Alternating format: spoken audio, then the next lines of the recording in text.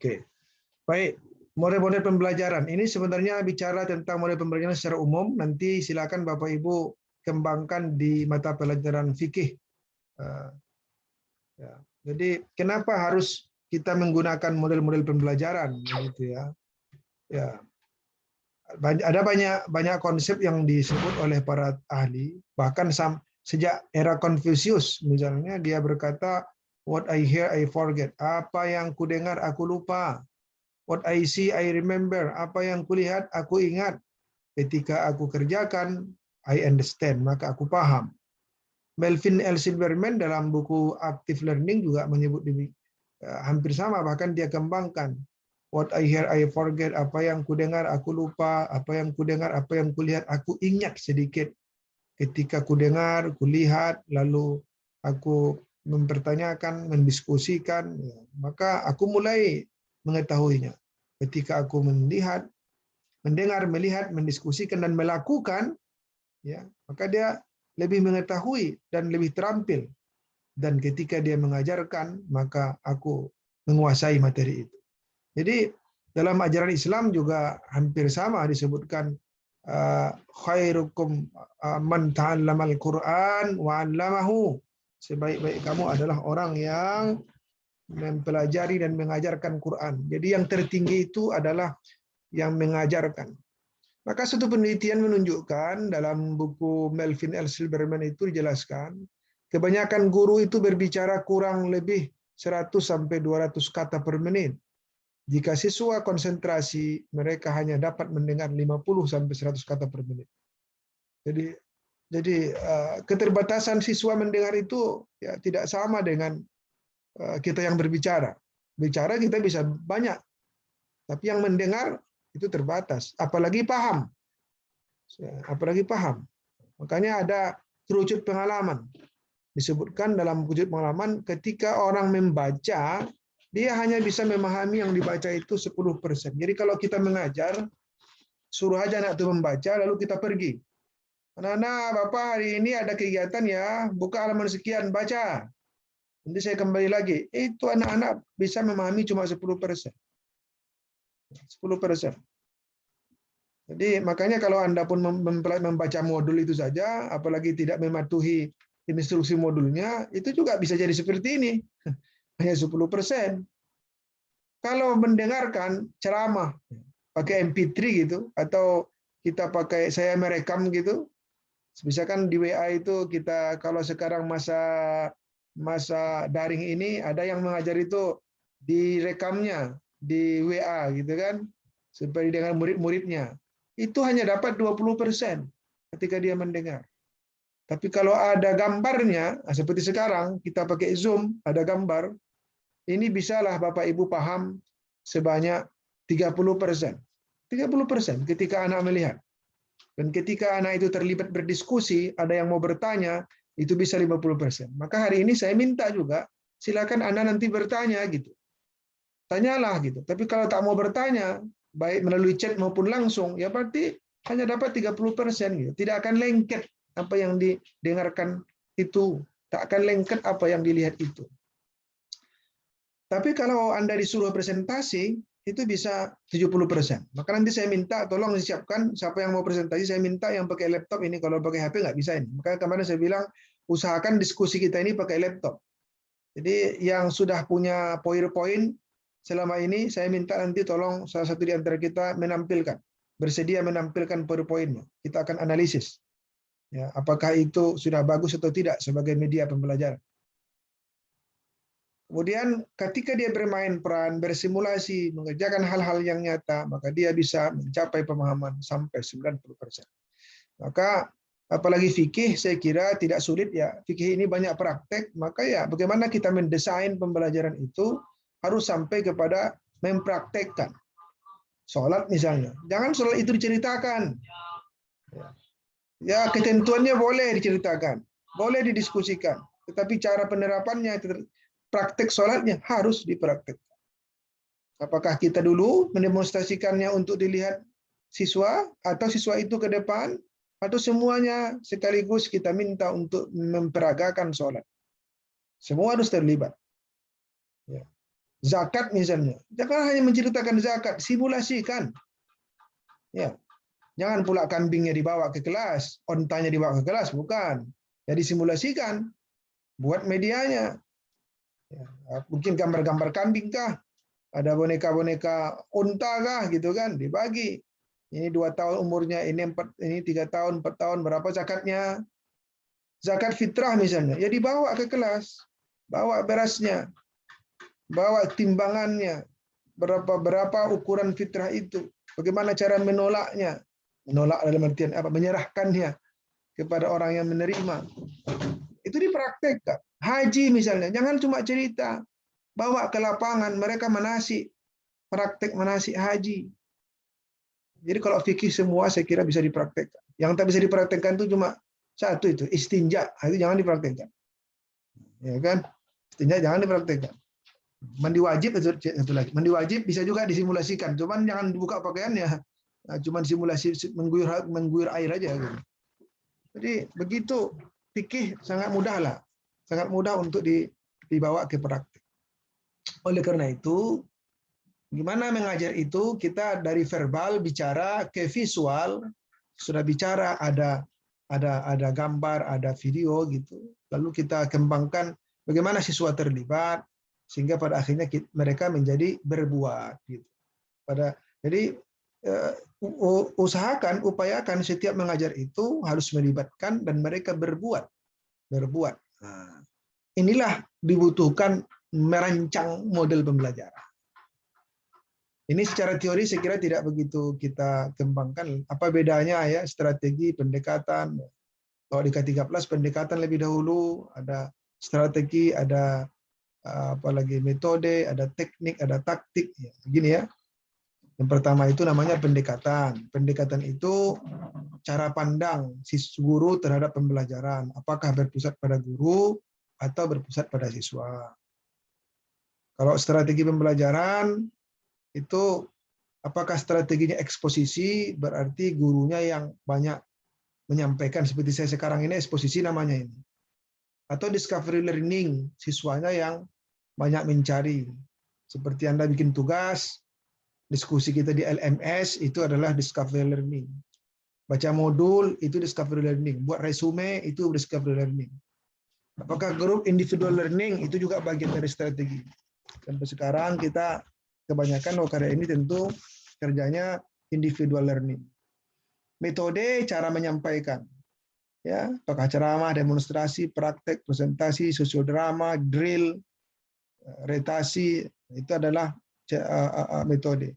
Ketika metode itu disajikan secara khas, ya, maka dia menjadi teknik. Misalnya diskusi, bisa diskusi berpasang-pasangan, bisa diskusi itu 3 orang, bisa diskusi itu dengan pola tim ahli, dengan jigsaw, dengan start, ya kan? Itu diskusi juga. Start, jigsaw itu adalah teknik pembelajaran.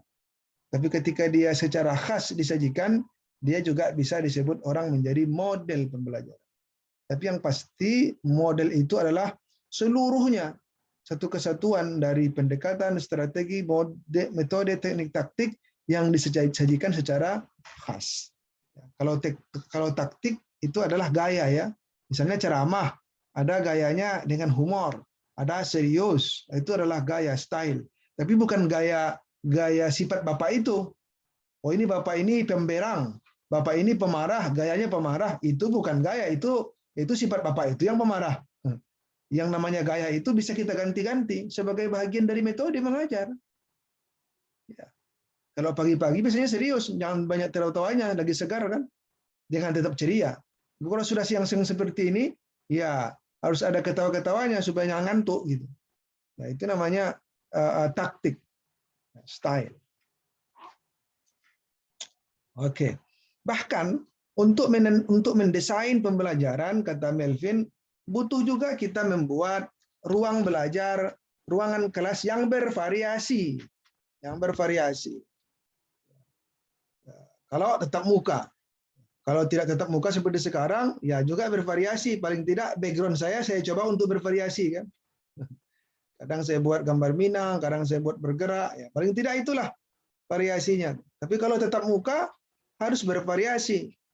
Variasinya bisa seperti ini, letter U, ya, untuk kelompok-kelompok kecil letter U. Kadang Bapak Ibu, jadi nanti kalau praktek jangan satu model, bisa begini.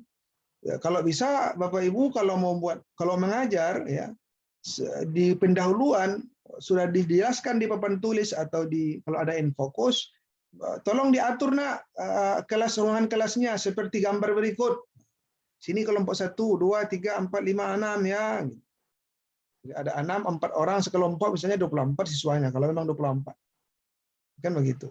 Jadi supaya lebih mudah dia buat contoh gambar denahnya. Ada buat lingkaran. Lingkaran ini bisa di dalam kelas, bisa di luar kelas, gitu ya. Ini kan bisa juga diskusi dengan menggunakan circle inside outside circle misalnya dalam model pembelajaran inside outside circle dengan melingkar luar, lingkar dalam yang bergerak ke kanan sehingga akhirnya mereka bertukar-tukar pasangan. Ada meja konferensi. Ini juga kalau memang diskusi terpimpin oleh gurunya, yang lain terlibat aktif, ya, sambil menulis, ya, bisa digunakan meja konferensi. Ada kelompok untuk kelompok, ya, ada kelompok-kelompok kecil, ada kelompok-kelompok besar, atau memang kelompok kecil nanti utusannya disilakan untuk presentasi ke depan. Ya. Ada workstation, berdua orang tapi tak boleh berhadap-hadapan supaya mereka tidak saling mencontek. Misalnya. Ada breakout groupings, ada kelompok-kelompok kecil, lalu ada kelompok besar untuk menggabungkan mereka semua. Ada susunan chevron seperti V terbalik, seperti meja, tapi dia agak luas di depan, sehingga ini kalau mau sosiodrama, ya ini lebih enak buat seperti ini, sehingga lapang di depan ketika mereka untuk mementaskan hasil karya seninya. Misalnya.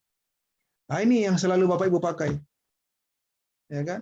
Kelas tradisional, semuanya ke depan, duduk dengan rapi, angkat tangan, lipat tangan, gitu. Letakkan di atas meja, tak boleh bergerak. Jadi penjara anak-anaknya. Nah ini auditorium, ini juga termasuk kalau ini ya tidak bisa kita desain oleh guru, ini harus didesain oleh sekolah. Sekolah menyiapkan auditorium lokal khusus di sekolah itu untuk dijadikan dijadikan semacam kelas bersama ya, berganti-gantian, semacam kelas model. Kalau saya dulu menyebutnya dengan istilah kelas multimedia, kalau di sekolah saya dulu. Jadi sampai ke sana pun kita harus atur ya. Baik, ini pengantarnya. Sekarang kita bicara model-model pembelajaran. Dalam kurikulum 2013 sebenarnya awalnya kita diminta untuk menerapkan pembelajaran saintifik. Kemarin juga saya minta saudara untuk mendesain. Kita lihat di modul berapa kemarin? 5 ya. Di situ ada model pembelajaran yang menggabungkan model-model, lalu saintifik disebut sebagai kerangka berpikir. Ya, boleh saja, sebenarnya perkembangan awal saintifik itu betul-betul 5M masuk dalam RPP.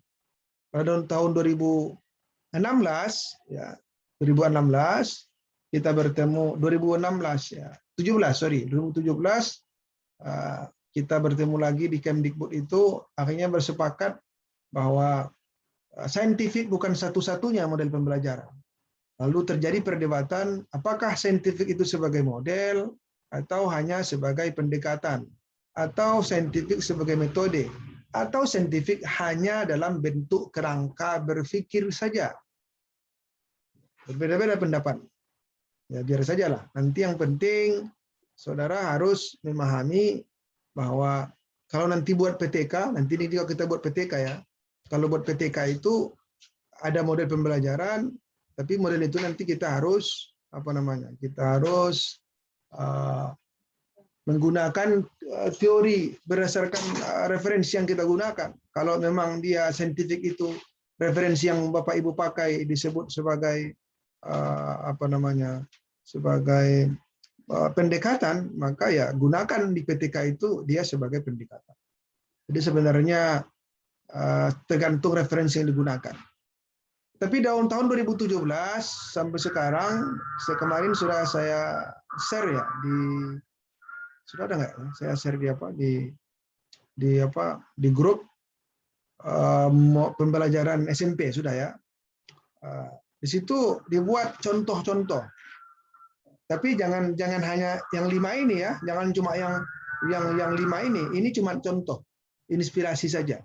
Silahkan kembangkan model yang lain. Di buku itu pada masa tahun 2017-2018 kita membina guru-guru K13, memang kita minta mereka untuk mendesain RPP-nya dengan memilih antara yang 5 ini. Kalau sudah paham yang 5 ini, maka boleh kembangkan model yang lain. Ya. Yang pertama scientific. Saya kira sudah pada hafal lah ini ya, sudah biasa ini. Mengamati, menanya, mengumpulkan informasi, mengasosiasi, mengomunikasikan. Ada yang menyebutnya sebagai pendekatan ini. Coba kita lihat. 5 langkah ya. Pertama adalah mengamati. Apa itu mengamati? Mengamati itu bisa dilakukan dengan cara melihat, mengamati juga. Dengan cara baca, anak, coba buka buku fikih halaman 30 sampai 34. Coba baca dengan baca yang cepat ya. Itu juga langkah mengamati. Atau mendengar. Ya, Anda sekalian, dengarkan suara bacaan surah Al-Quran, surah Al-Ma'idah misalnya, ya, tentang perintah berwudu yang dibacakan oleh Imam Sudais berikut ini. Kita putar MP3, itu juga bagian dari mengamati. Atau mencermati, atau kemudian menyimak tanpa dengan alat. Itu juga bagian dari, atau memperhatikan tayangan, perhatikan tayangan berikut. Itu juga mengamati. Cuman jangan pulangnya 2 jam. Perhatikan film berikut ini. Nonton film haji dia selama 2 jam. Itu bukan mengamati. Itu nonton namanya kan. Jadi saintifik itu biasanya mengamati tidak lama-lama. Paling 10 menit, 15 menit. Dia sebagai pembuka diskusi. Pembuka diskusi. Karena setelah mengamati ada proses menanya. Apa itu menanya? Bisa bertanya, bisa memberi umpan balik, atau mengungkapkan. Bagaimana kalau anak-anaknya tak mau bertanya? Itulah disesati. Misalnya siswa itu kita bagi menjadi 5 kelompok. Ya, Anda buka halaman bukunya halaman 30 sampai 34 misalnya kan. Baca dengan ringkas ya. Setelah itu tiap kelompok ajukan pertanyaan terkait teks yang kamu baca. Tentu dia akan bertanya.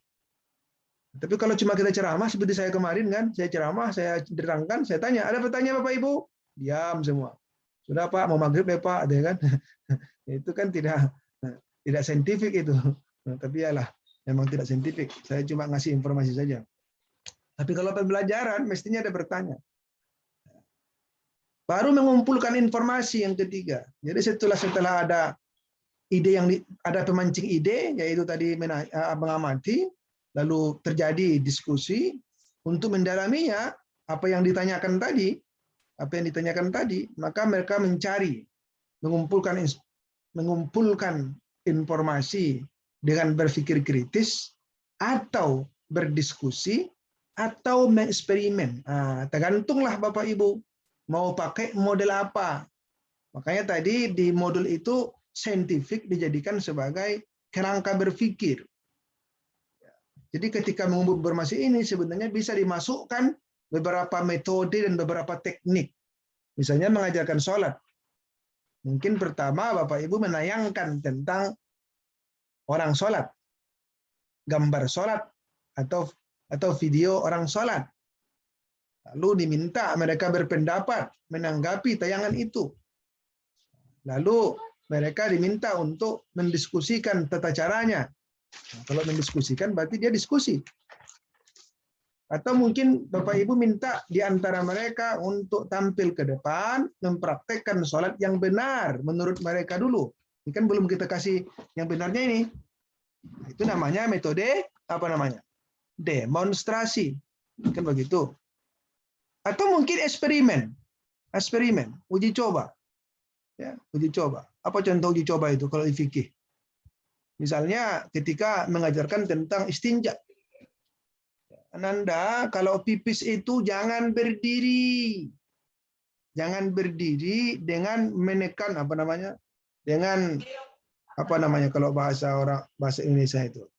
Kalau bahasa Minangnya jangan diajan. Apa itu bahasa Indonesia? Jangan ditekan pipisnya itu kencang-kencang, ditembakkan ke dinding. Karena kalau ditembakkan ke dinding maka dia akan berbalik, memantul. Memantul itu pipisnya ke celana. Kalau sudah memantul berarti celananya bernajis. Ketika itu bernajis, maka sholatnya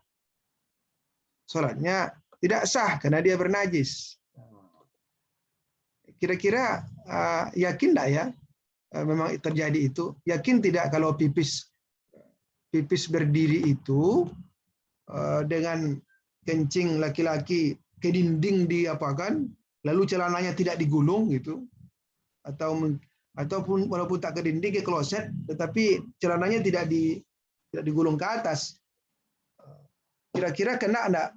Memantul enggak airnya itu, air sininya ke celananya itu, ke celana panjang bahagian kakinya itu.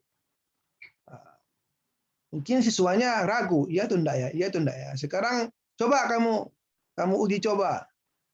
Gimana caranya Pak? Ya, kamu ambil kertas HPS, ya kan, kemudian ikat di apanya, di kakinya, di bagian di lutut ke bawah itu ya, lutut ke bawah, diikat itu kakinya, apanya, ditempel itu kertas putih HPS, udah. Yang mau pipis tapi kalau nggak pipis jangan dipaksa pipis. Siapa yang mau pipis silakan, ayo suruh dia ke WC, silakan pergi ke WC, kamu pipis. Pipis lalu dengan pipis yang ditekan ya ke dinding atau ke kloset itu kan, kira-kira ada enggak nanti lihat percikan-percikan air itu menempel di kertas. Kalau kertas kan nampak dia itu. Sudah itu suruh dia kembali. Ada nggak kelihatan nak? Ada, ternyata ada Pak. Tapi jangan buat dibawa ke lokal kan. Oh, ini pipis saya Pak, jangan buat. Tapi kan misalnya ditugaskan, jangan pula dilihat. Ya, tapi dia pergi ke WC melakukan sendiri lalu melaporkan secara pribadi. Mungkin katakanlah eksperimennya di rumah kan. Di rumah aja nanti ya, besok dilaporkan. Ada nggak tampak? Itu namanya metode apa itu? Eksperimen kan? Eksperimen namanya. Dia menguji coba, benar atau tidak yang dikatakan guru ini. Tapi kalau mempraktekkan itu namanya demonstrasi. Tapi ketika dia menguji coba, itu namanya eksperimen. Ini tahapan mengumpulkan informasi. Atau mereka diskusi, pergi ke pustaka misalnya, untuk mencari buku-buku terkait dengan tugas yang diberikan. Misalnya kita belajar tentang sholat tadi. Apa hukum sholat? Apa syarat wajibnya? Apa syarat sahnya? Apa rukunnya? Apa sunnatnya? Apa hikmahnya? Ini kan kognitif ini. Ya, bagi kelompok menjadi 5 kelompok, yang satu mencari hikmah, yang satu mencari hukumnya, satu mencari tata caranya, satu syarat-syaratnya gitu kan. Kasih mereka kertas plano atau karton. Silahkan setiap kelompok ya meringkas materinya, mencari ke pustaka bahan-bahannya, nanti ditulis di karton ini. Nah, di saat mereka menulis di karton, itulah tahapan keempat, namanya mengasosiasi. Jadi tak semua yang dibaca itu mereka tulis. Mereka harus rumuskan mana-mana yang harus ditulis. Seperti Bapak Ibu meresume, tak semua yang dibaca di modul di resum. Hanya bagian-bagian tertentu yang menurut Bapak Ibu penting. Itu yang namanya mengasosiasi. Menghubung-hubungkan bagaimana dia ringkas. Bisa meringkas, bisa juga mengaitkan dengan materi lain, ya, bisa mengklasifikasi materi. Mungkin di buku tidak ada klasifikasinya, lalu dia buat peta konsep mengklasifikasi materi yang banyak di buku itu. Itu juga namanya mengasosiasi. Jadi tadi dia disuruh diskusi, menulis di karton, kan tak semuanya yang dia didiskusikan itu ditulis di karton. Bagian-bagian penting aja yang dia tulis. Nah, ketika dia menulis bagian penting di karton, itu yang namanya mengasosiasi. Menghubung-hubungkan dengan materi lain, atau mencontoh-contohkan dengan contoh yang lain. Nah, dulu guru saya begini bilang, ketika mengajarkan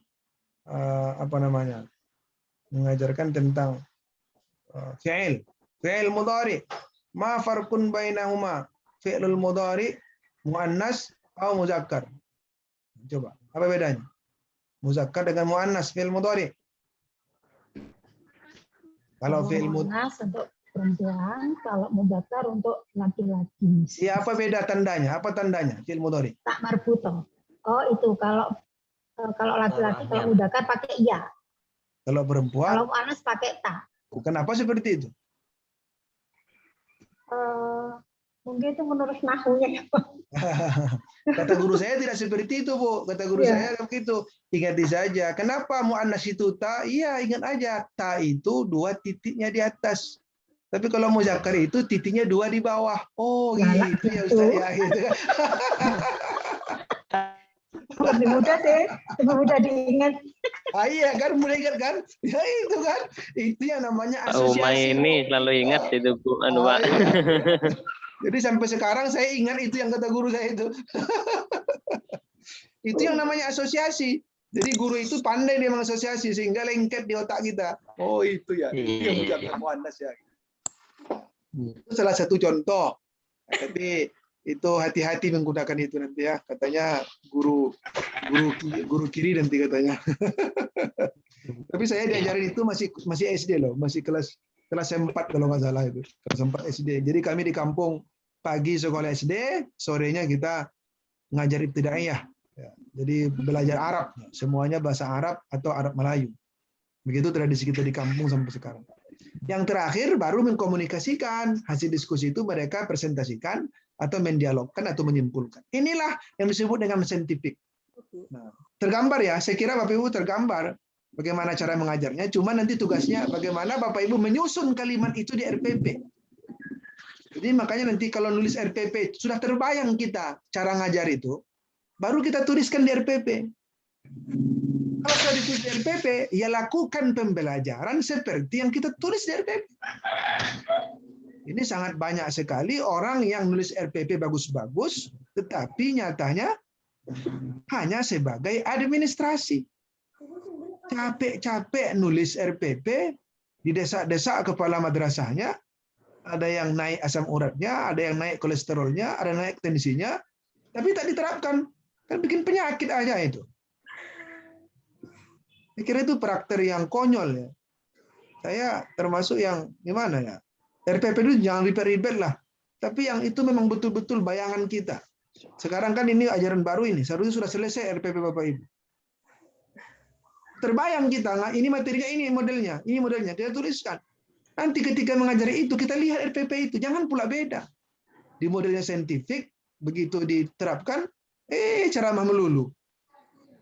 Itu zolim namanya, menzolimi diri sendiri, sudah sampai bermalam-malam buat RPP, tapi nyatanya tidak diterapkan. Atau RPP-nya cuma di copy paste.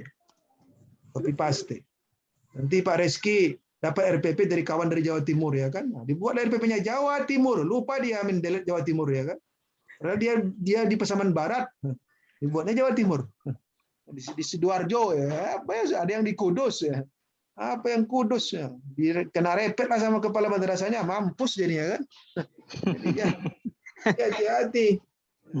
Karena meniru-niru RPP itu. Ini satu model. Banyak lagi nih, nanti silakan dibaca lah. Ini ada di apa? Ini ada di buku SMP. Satu lagi lah saya ingin jelaskan. Tidak semuanya. Apa kita pilih? Yang problem lah dulu. Problem. Kalau kooperatif. Problem sebenarnya. Problem itu yaitu ada masalah. Ada masalah, kemudian kita pecahkan masalah itu bersama dengan siswa itu. Ada sintaknya. Ini tahap itu sintak namanya. Orientasi terhadap masalah. Ada masalah. Misalnya, kenapa ada orang sholat, tetapi dia bermaksiat? Padahal dalil yang kita pelajari pada pertemuan yang lalu, ini katakanlah pertemuan ketiga dari sholat ini. Pertemuan pertama ketentuan sholat, pertemuan kedua praktik sholat, pertemuan ketiga hikmah sholat. Kenapa? Pada 2 pertemuan yang lalu, dalil sholat yang kita baca Al-Ankabut ayat 42. Inna sholata tanha anil fahsya'i wal munkar. Nyatanya banyak orang yang sholat tapi dia bermaksiat. Korupsi jalan terus, kan menggunjing ia juga, gitu. Sholat ia juga. Apa masalahnya? Kenapa ini terjadi? Ini namanya orientasi masalah. Yang kedua, organisasi belajar. Yuk, silakan anak-anak kita jawab pertanyaan ini. Kita bagi kelompok menjadi 5 kelompok ya. Buat 5 kelompok. Tapi ini fokus. Hari ini kita fokus untuk mencari kenapa orang bisa sholat tapi bermaksiat. Siapa yang salah dan bagaimana seharusnya. Apa masalahnya dan bagaimana seharusnya. Atau bagaimana solusinya. Akar masalahnya apa, solusinya apa. Baru tahap ketiga, penyelidikan individual maupun kelompok. Maka masing-masing kelompok berdiskusilah dia. Pergilah dia ke perpustakaan, atau dia kalau ada di sana jaringan, dia mengakses internet. Kenapa orang sholat bisa bermaksiat? Apanya yang salah? Apanya yang keliru? Dan bagaimana seharusnya? Tahapan keempat, pengembangan dan penyajian hasil penyelesaian masalah. Maka mereka pun setelah tadi mendiskusikan itu berkelompok, menyelidiki, membaca, lalu mereka tulis. Ada yang menulis dalam bentuk tertulis, ada yang bentuk tadi mungkin dalam bentuk peta konsep. Ya, boleh kita memerintahkan apa bentuk, bagaimana bentuk penyajiannya, atau mereka sendiri dibebaskan. Pokoknya Ananda harus mempresentasikan bebas apapun, bagaimana apa media yang Ananda gunakan. Apakah pakai PowerPoint, kalau dia pakai laptop di kelas itu, atau mungkin hanya pakai gambar-gambar, terserah. Boleh kita yang menentukan, boleh guru. Tergantung model yang kita siapkan, apa namanya, perencanaan yang kita siapkan. Sudah itu, baru evaluasi. Evaluasi, baru mereka tampil ke depan, lalu kita evaluasi. Tampil kelompok 1. Oh, ternyata orang sholat bermaksiat karena sholatnya tidak khusyuk. Bagaimana yang lain? Didiskusikan, diminta kawan lain menanggapi. Kelompok 2 bilang, oh karena dia sholat tidak mengerti, tidak paham maknanya. Oh karena dia sholat tidak hadir jiwanya, macam-macam. Nanti barulah guru mengkonfirmasi. Sesungguhnya orang sholat itu idealnya harus tidak berbuat maksiat lagi. Dia terhindar dari bermaksiat. Tapi ketika dia bermaksiat, maka ada yang keliru. Apa yang kelirunya? Baru kita terangkan oleh si guru. Ini adalah contoh pembelajaran yang disebut dengan problem based learning. Dia berbasis masalah. Kita pancing dulu dia dengan masalah. Jadi gitu ya. Ini apa namanya?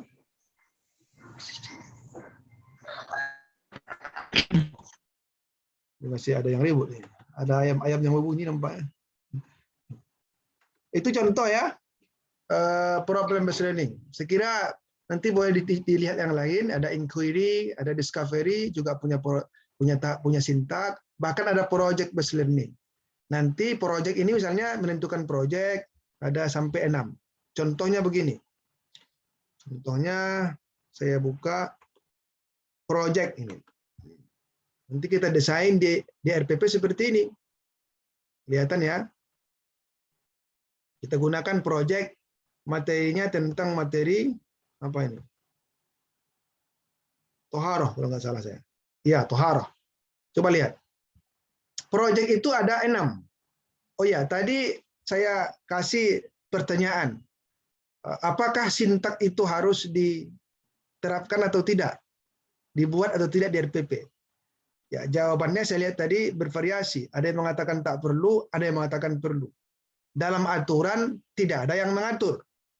Kalau begitu jawabannya tidak. Boleh tidak, boleh iya. Artinya secara aturan tidak dituntut kita buat sintak pembelajaran dalam RPP.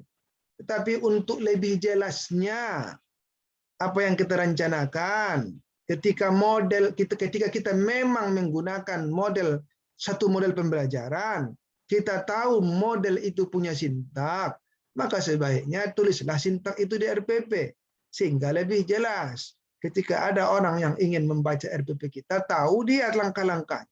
Bahkan suatu ketika kita izin dari sekolah tidak bisa mengajar, ada guru piket yang menggantikan kita, dia baca RPP kita, dia paham isinya, lalu dia mengajar seperti apa yang kita rencanakan. Ya, meskipun tak diwajibkan, seharusnya kalau Bapak Ibu mendesain satu model, buatlah sintaknya di RPP. Maka saya minta untuk latihan kita, tugas-tugas kita nantinya di akhir pertemuan ini, Bapak Ibu juga membuat sintaknya. Walaupun lagi-lagi bukan sebuah kewajiban, karena di dalam Permen 22 tak diatur itu. Ya. Ini pendahuluannya. Biasa ya. Guru membuka pembelajaran, guru membuka memperhatikan kesiapan peserta didik, memeriksa kehadiran, pakaian, posisi tempat dirinya, memberikan motivasi, menyampaikan cakupan materi, menyampaikan lingkup teknik penilaian, mengkondisikan peserta didik untuk duduk secara berkelompok. Ini sebagian besar diambil dari standar proses Permendikbud nomor 22. Tolong nanti kalau ketika membuat RPP harus baca Permen 22 tahun 2016. Ya. Itu ada langkah-langkah pendahuluan. Kegiatan inti, ini contohnya ya, menentukan proyek, guru bersama siswa, menentukan tema topik proyek yang terkait dengan toharoh secara interaktif. Misalnya, media apakah yang cocok dibuat untuk lebih mudah memahami konsep toharoh? Gurunya memancing, siswanya menjawab. Sehingga akhirnya kita sepakati, kalau begitu, proyek kita hari ini adalah buat apa? Baru langkah-langkah penyelesaian proyek. Guru menjelaskan langkah-langkah pembelajaran proyek. Siswa menyepakati jadwal rencana pembuatan media konsep toharoh dalam 3 kali pertemuan. Jadi ini tugas proyeknya adalah membuat media pembelajaran toharoh yang mudah dipahami siswa. Guru menjelaskan sistematika laporannya, mereka harus melaporkan. Kalau untuk Madrasah Nawiyah bisa ya. Kalau MI ini agak sulit ya. Sesuaikan. Saya mempraktekkan ini anak SMP, bisa. Kalau MI saya kurang tahu lah, coba dipikirkan nanti. Mungkinkan enggak seribet sedetail ini, atau mungkin rendahkan sedikit bahasanya ya. Mungkin proyeknya proyek yang sederhana saja. Tentukan aja langsung proyeknya. Kalau menggambar atau mungkin menyusun gambar-gambar gitu ya. Kalau anak SMP mereka yang buat. Sampai setiap kelompok diberi tugas, ada yang tentang najis, tentang wudhu, tentang tayamum, tentang mandi wajib. Penyusunan jadwal pelaksanaan proyek. Guru bersama siswa menentukan waktu yang dibutuhkan untuk membaca literatur, membuat cerita bergambar. Oh, ternyata mereka diminta untuk membuat cergam. Cerita bergambar dalam potong-potongan kertas tentang materi yang ditugaskan, lalu menyusun potongan-potongan kertas, lalu presentasi. Mereka menyepakati berapa waktu yang kita butuhkan. Jadi ada dimensi demokratisnya ya. Penyelesaian proyek dengan fasilitas dan monitoring guru. Jadi ketika mereka mengerjakan tugas proyek itu, jangan pula guru pergi dari kelas. Ya anak-anak, sekarang kerjakan tugasnya selama 20 menit. Ibu keluar dulu ya. Pergi, ibunya keluar makan lontong. Sarapan pula dia di luar dulu kan, 20 menit baru dia masuk kelas lagi. Itu bukan proyek. Proyek based learning, ketika anak-anak itu bekerja, si guru tetap memonitor. Si guru tetap memfasilitasi. Yang kurang-kurang, yang pemalas, dimotivasi oleh gurunya. Yang tidak berperan, dimotivasi oleh gurunya. Yang egois, ya, dibina oleh gurunya. Ya harus berjalan gurunya. Jadi kalau Bapak Ibu nanti praktik mengajar menggunakan project based learning, gurunya, siswanya bekerja, gurunya duduk aja di apanya di kursi. Enggak begitu. Tetap memantau, tapi jangan pula sibuk betul. Keliling terus, gurunya mutar-mutar gitu. Akhirnya mengganggu konsentrasi siswanya. Bukan. Tetap memfasilitasi, tetap memperhatikan. Bukan diam saja di kursi. Itu nanti akan jadi catatan asesor kalau Bapak Ibu buat model pembelajaran di saat murid bekerja, gurunya diam. Tetap juga memfasilitasi. Lalu mereka menyusun laporannya, presentasinya dalam bentuk shopping center. Tahu shopping center? Ini teknik pembelajaran shopping center. Yaitu setiap kelompok menyusun potongan kertas berdasarkan urutan cerita bergambar tadi, lalu ditempelkan di kertas plano. Masing-masing kelompok memajang karyanya di dinding kelas. Setiap anggota kelompok membaca karya kelompok lain dengan model shopping center atau berbelanja ilmu. Jadi 5 kelompok tadi Bapak Ibu menempelkan di dinding hasil kerjanya. Lalu ada 1 orang yang jaga, yang lainnya berkeliling. Yang kelompok 1 mengunjungi kelompok 2, setelah itu dia berkunjung ke kelompok 3, setelah itu dia berkunjung ke kelompok 4, setelah itu dia berkunjung ke kelompok 5. Yang kelompok 2 tadi, yang kelompok 2 dia berkunjung ke kelompok 3, pergi lagi ke 4, ke 5, ke 1, semua dikunjunginya. Untuk apa? Untuk melihat hasil kerja kelompok lain, lalu mereka diskusikan, kenapa seperti ini kamu buat? Ini enggak salah enggak? Bahkan mereka boleh mengajukan pertanyaan, boleh, kalau saya ngajar biasanya pakai post-it itu, kartu-kartu tempel itu. Jadi tamu yang datang itu menulis komentar, ditempel di poster-poster yang dibuat atau karya-karya dibuat oleh kelompok masing-masing. Jadi ramai kelasnya. Dinding itu berisi oleh karya-karya siswa. Maka alatnya ada kertas plano, ada kertas post-it yang bisa ditempel-tempel warna-warna itu, ya. Ada spidol atau pena berwarna. Jadi dia bervariasi. Setelah melakukan belanja ilmu, kelompok lain masing-masing kelompok mengutus temannya tampil di depan kelas, mempraktekkan, mensimulasikan tema kelompoknya. Kelompok 1 cerita tentang najis, kelompok 2 cerita tentang mempraktekkan wudu, tayamum, mandi wajib. Memangnya bisa najis dipraktekkan? Bisa nggak? Bisa disimulasikan. Ada najis mutawassithah ainiyah dan hukmiyah. Jadi simulasikan bagaimana menghilangkan najis mutawassithah hukmiyah. Bekas pipis bekas kencing tapi tak nampak lagi. Atau ya apalah ya, yang ringan, najis ringan. Pipis anak-anak laki-laki di bawah usia 2 tahun yang belum makan kecuali ASI. Air dipercikkan. Bagaimana mempraktikkannya itu? Akan bisa dipraktikkan. Ambil air, masukkan tangannya ke bejana itu lalu dipercikkan. Kan bisa dipraktikkan. Nah, tapi kalau ya boleh juga.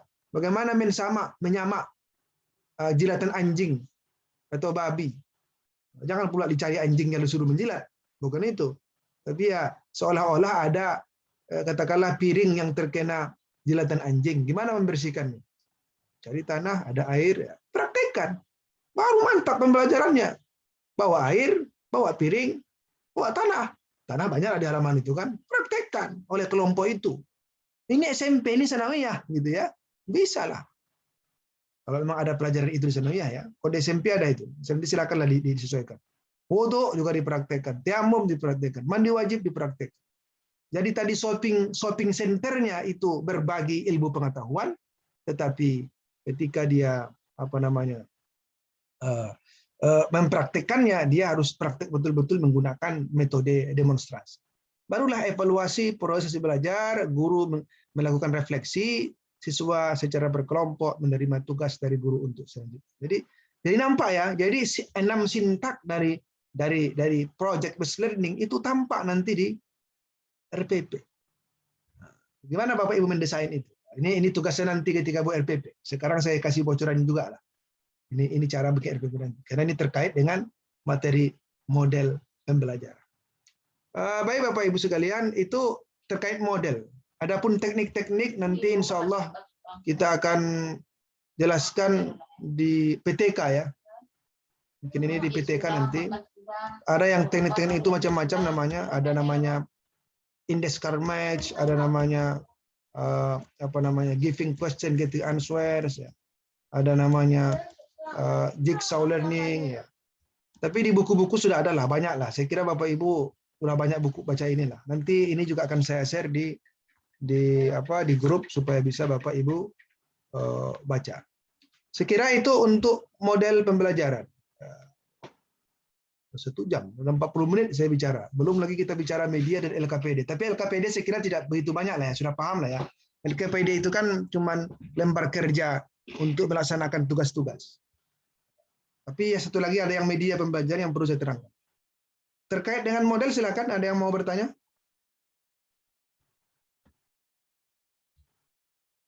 Nggak ada yang mencet nampaknya satupun ya. Ya, terpukau atau tergantuk-kantuk. Ya, saya nggak tahu saya. Silakan di unmute sendiri. Bisa? Siapa yang mau bertanya? Pak Arifin mau apa? Tanya? Boleh? Ada yang mau tanya? Bisa di unmute atau masih terkunci? Terkunci ya?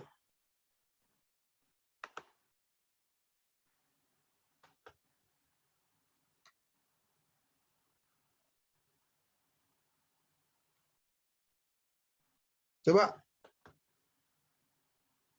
Coba dibuka, di unmute. Bisa? Bisa kan? Ya, silakan. Siapa yang mau tanya?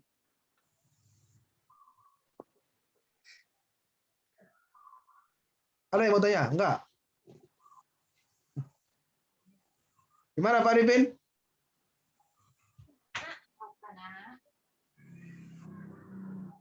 Belum ada, enggak kedengar suaranya. Assalamualaikum Pak. Ya, silakan. Siapa dulu nih? Muhammad Rizky dulu. Ya, bolehlah. Ya Pak. Memang tadi di chat juga sudah saya kirimkan, tapi entah sampai entah gimana saya nggak tahu. Enggak sampai, enggak ada. Nggak ada. Enggak. Jadi pertanyaan saya simpel ini Pak. Masalah shopping loading tadi, penyusunan media.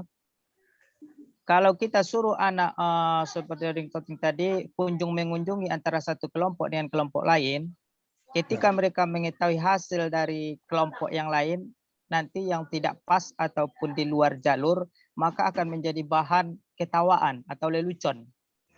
Nah, ini bagaimana Pak mengevaluasi kejadian seperti ini agar hal-hal itu tidak terjadi dalam kelas?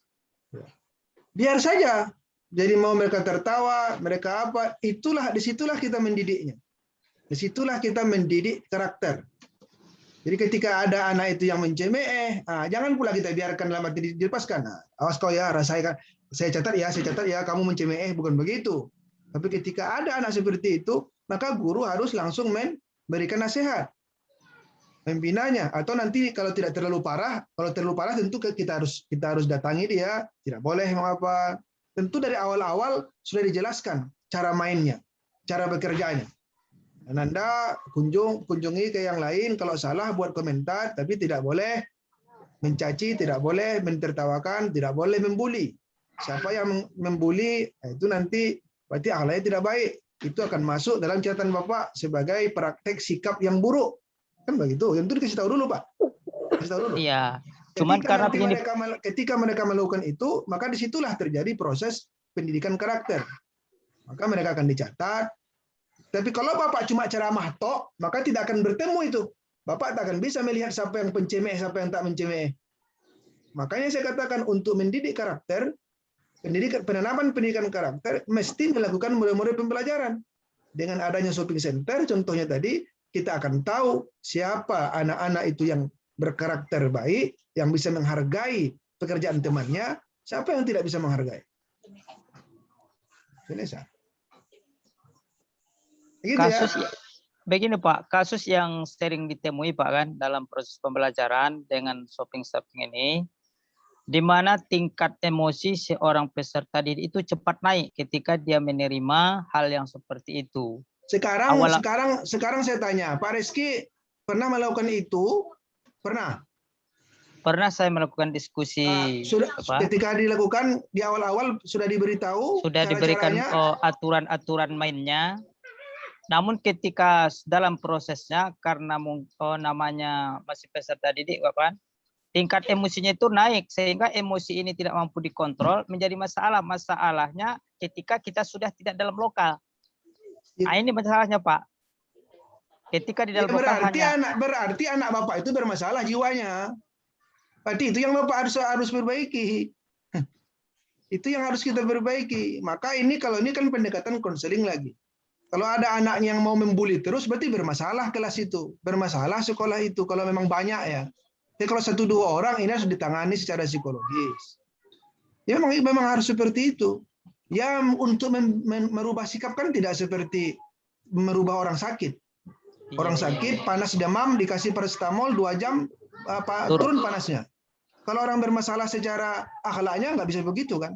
Ya nggak apa-apa, kita harus lakukan pembinaan secara kontinu, terus menerus. Dinasihati lagi, besok dibuat lagi, sampai kita nasihati lagi. Kalau masih mengganggu juga dia, ya berarti kan libatkan guru kelasnya kalau di MI ya.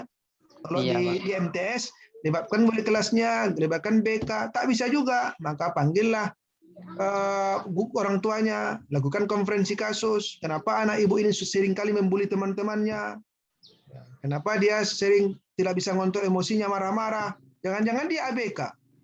Apa namanya, tuna grahita, apa namanya itu, yang suka marah itu. Itu ada anak bermasalah Pak, yang suka marah itu. Tersinggung dikit dia marah-marah, dia mukul-mukul. Ya. Berarti dia anak ABK.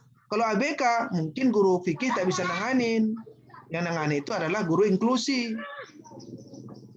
Dan cuman nanti masalahnya lagi, ada nggak guru inklusi di sekolah Bapak? Kan itu. Ya. Ini masalah lain. Ini banyak loh Pak. Banyak. Lebih 5% itu anak-anak kita itu termasuk ABK, anak berkebutuhan khusus. Yang biasanya mereka ditangani oleh guru-guru profesional di bidang inklusi. Mereka bisa menangani. Jadi kalau Bapak menemukan anak-anak seperti itu, bukan berarti Bapak berhenti untuk menerapkan model-model pembelajaran. Justru itulah tugas kita selanjutnya, membimbing, tidak hanya mengajar. Kalau cuma mengajar kalau ceramah saja, memimpin diskusi tanpa ada masalah, itu hanya mengajar. Tapi ketika ada anak-anak bermasalah, disitulah peran guru sebagai pembimbing. Ya. Makanya guru itu kan merencanakan, melaksanakan, mengevaluasi, membimbing, melatih, mendidik, dan mendapat tugas tambahan. Ada 7 kan? Nah, jadi nggak masalah. Tidak masalah. Bukan model yang bermasalah, tapi yang bermasalah itu bagaimana keterampilan kita untuk mengkondisikan, memfasilitasi anak-anak. Biasanya guru-guru yang jarang melakukan pembelajaran aktif di sekolah, di madrasah itu memang lebih rentan terjadi apa yang disebut oleh Pak Rizky tadi. Tapi kalau sudah rata-rata guru melakukan pembelajaran yang aktif, yang kolaboratif, itu biasanya tidak. Karena sudah tahu dia, yang belajar itu ya begitu gitu. Yang belajar itu dia harus bekerja, harus aktif gitu. Tapi kalau cuma kebanyakan guru hanya berceramah, menyuruh mencatat, tiba-tiba kita guru melaksanakan model pembelajaran, itu tantangannya memang pasti ada. Makanya nanti kalau kita belajar PTK, setiap menerapkan satu model butuh 2 siklus. Siklus pertama biasanya belum berhasil, Pak. Belum berhasil. Harus ulangi lagi sampai siklus kedua. Sampai ada yang 3 siklus, sampai ada 4 siklus. Bahkan dalam teori pembelajaran tak ada berhenti siklus itu. Saya sepanjang-panjang, selama-lamanya. Tetapi untuk kepentingan administrasi boleh berhenti di 2 siklus untuk dilaporkan. Tapi yang kita mengajar tak boleh berhenti. Hari ini gagal, jangan berhenti. Besok buat lagi, buat lagi. Sampai berhasil. Tapi tentu untuk mengulangi model itu, kita harus berpikir kritis. Di mana salahnya ya? Apa sekelirunya ya? Kita perbaiki. Kan begitu, Pak. Ya. Memang nggak mudah. Itulah gunanya guru itu juga sebagai riset. Sebagai apa? Sebagai periset. Guru itu sebagai peneliti. Walaupun tingkat penelitiannya tak seperti dosen. Kalau kami dosen memang ditugaskan harus betul-betul meneliti. Tapi Bapak Ibu, penelitiannya dalam bentuk PTK, class action research. Untuk tadi itu Pak, supaya Bapak tahu ini apa kelemahannya, kok begini anak-anaknya ya, di mana yang salah ya. Jadi kalau saya pun tidak bisa juga menjawab tuntas pertanyaan Pak Rizky. Jawabannya itu sebenarnya adalah di PTK Pak. Coba shopping center itu Bapak lakukan sebanyak 3 siklus. Baru terjawab nanti. Model Bapak yang bermasalah atau anak itu yang bermasalah. Iya. Baru bisa terjawab, Pak. Berarti sering diulang istilahnya Pak ya, diulang-ulang, jangan bosan. Ulang-ulang, tapi mengulangnya pun jangan ngotot hanya itu. Tetap kita refleksikan apa kekurangannya, di mana kekurangannya, lalu untuk mengulang kedua kali, perbaiki kelemahan yang kemarin. Mungkin anak-anaknya belum paham instruksinya. Sekarang kita buat instruksinya secara tertulis di papan tulis. Baca ini nak, baca ini cara-caranya. Misalnya kan. Iya, iya, iya. Jadi kalau ada masalah-masalah itu akan terlihat dalam PTK nanti. Insya Allah lebih lanjut kita terangkan di depan. Baik, terima kasih Pak Rizky. Yang lain? Ada lagi Pak, yang kedua Pak. Yang lain dulu, tunggu dulu Pak Rizky. Yang lain. Yang lain. Ini yang lain ini gimana? Atau sudah paham ini gimana nih? Mohon maaf Pak dosen.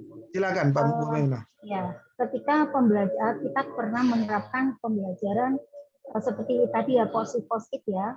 Jadi anak-anak dibuat kelompok, kemudian mereka diberi intinya masalah untuk dipecahkan bersama-sama jadi kelompok tersebut. Ya.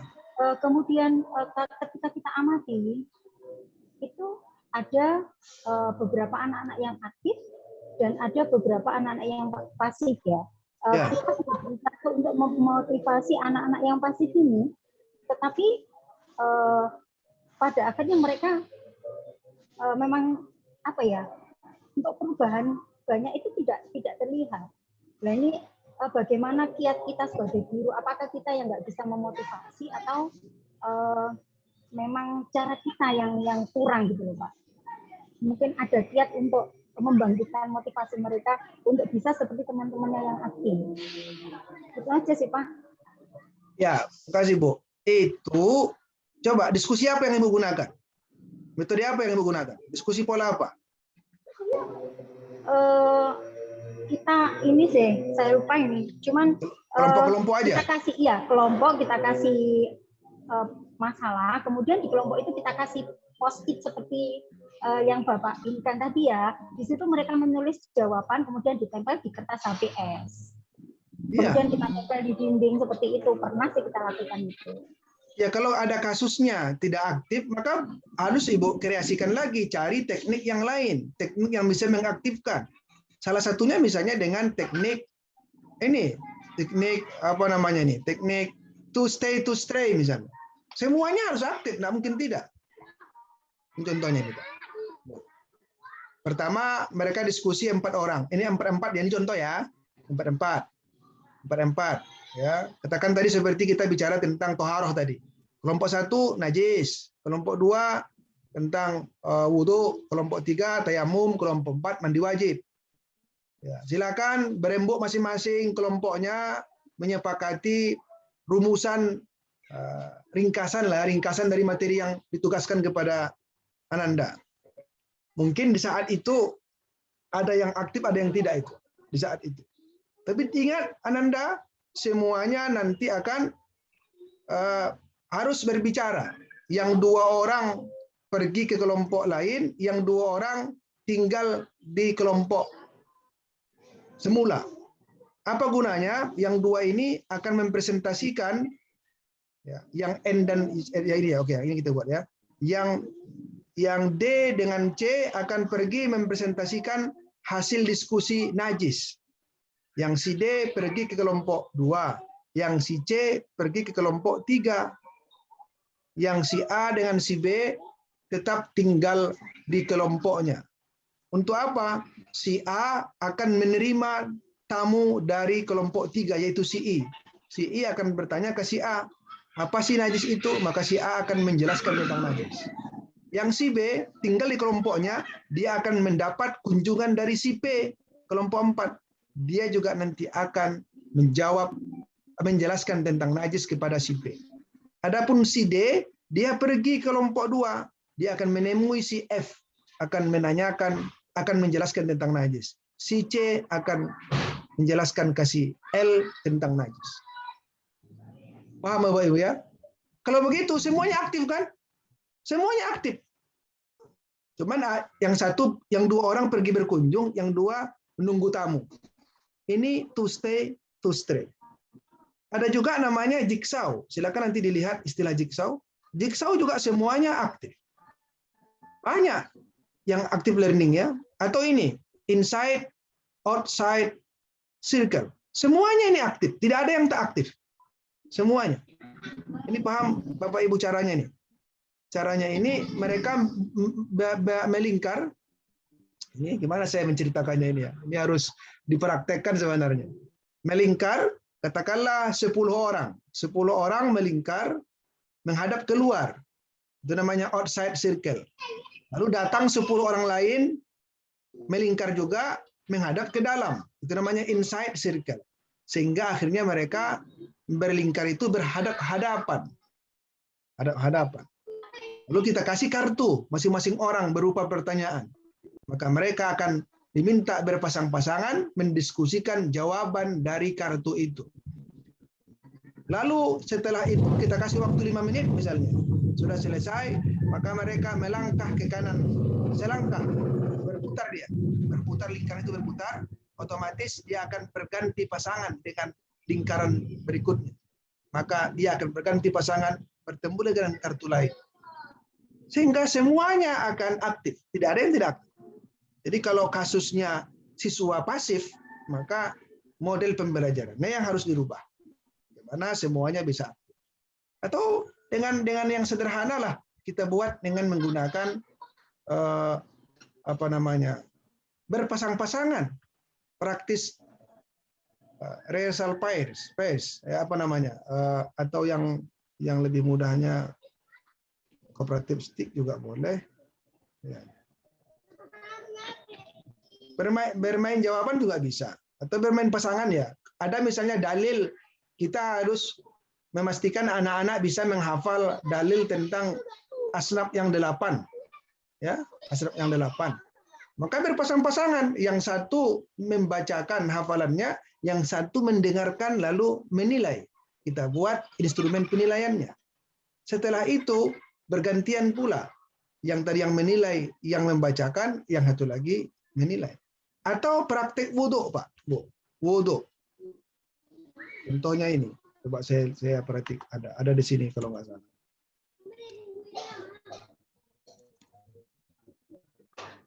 Contohnya ini.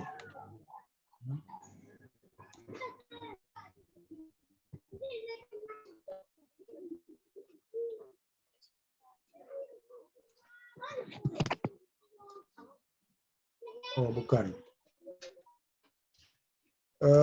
Wudhu itu kita minta mereka juga berpasang-pasangan, ya, berpasang-pasangan. Evaluasi, bentar, saya cari dulu. Kalau untuk berwudhu, sampai Ramadan.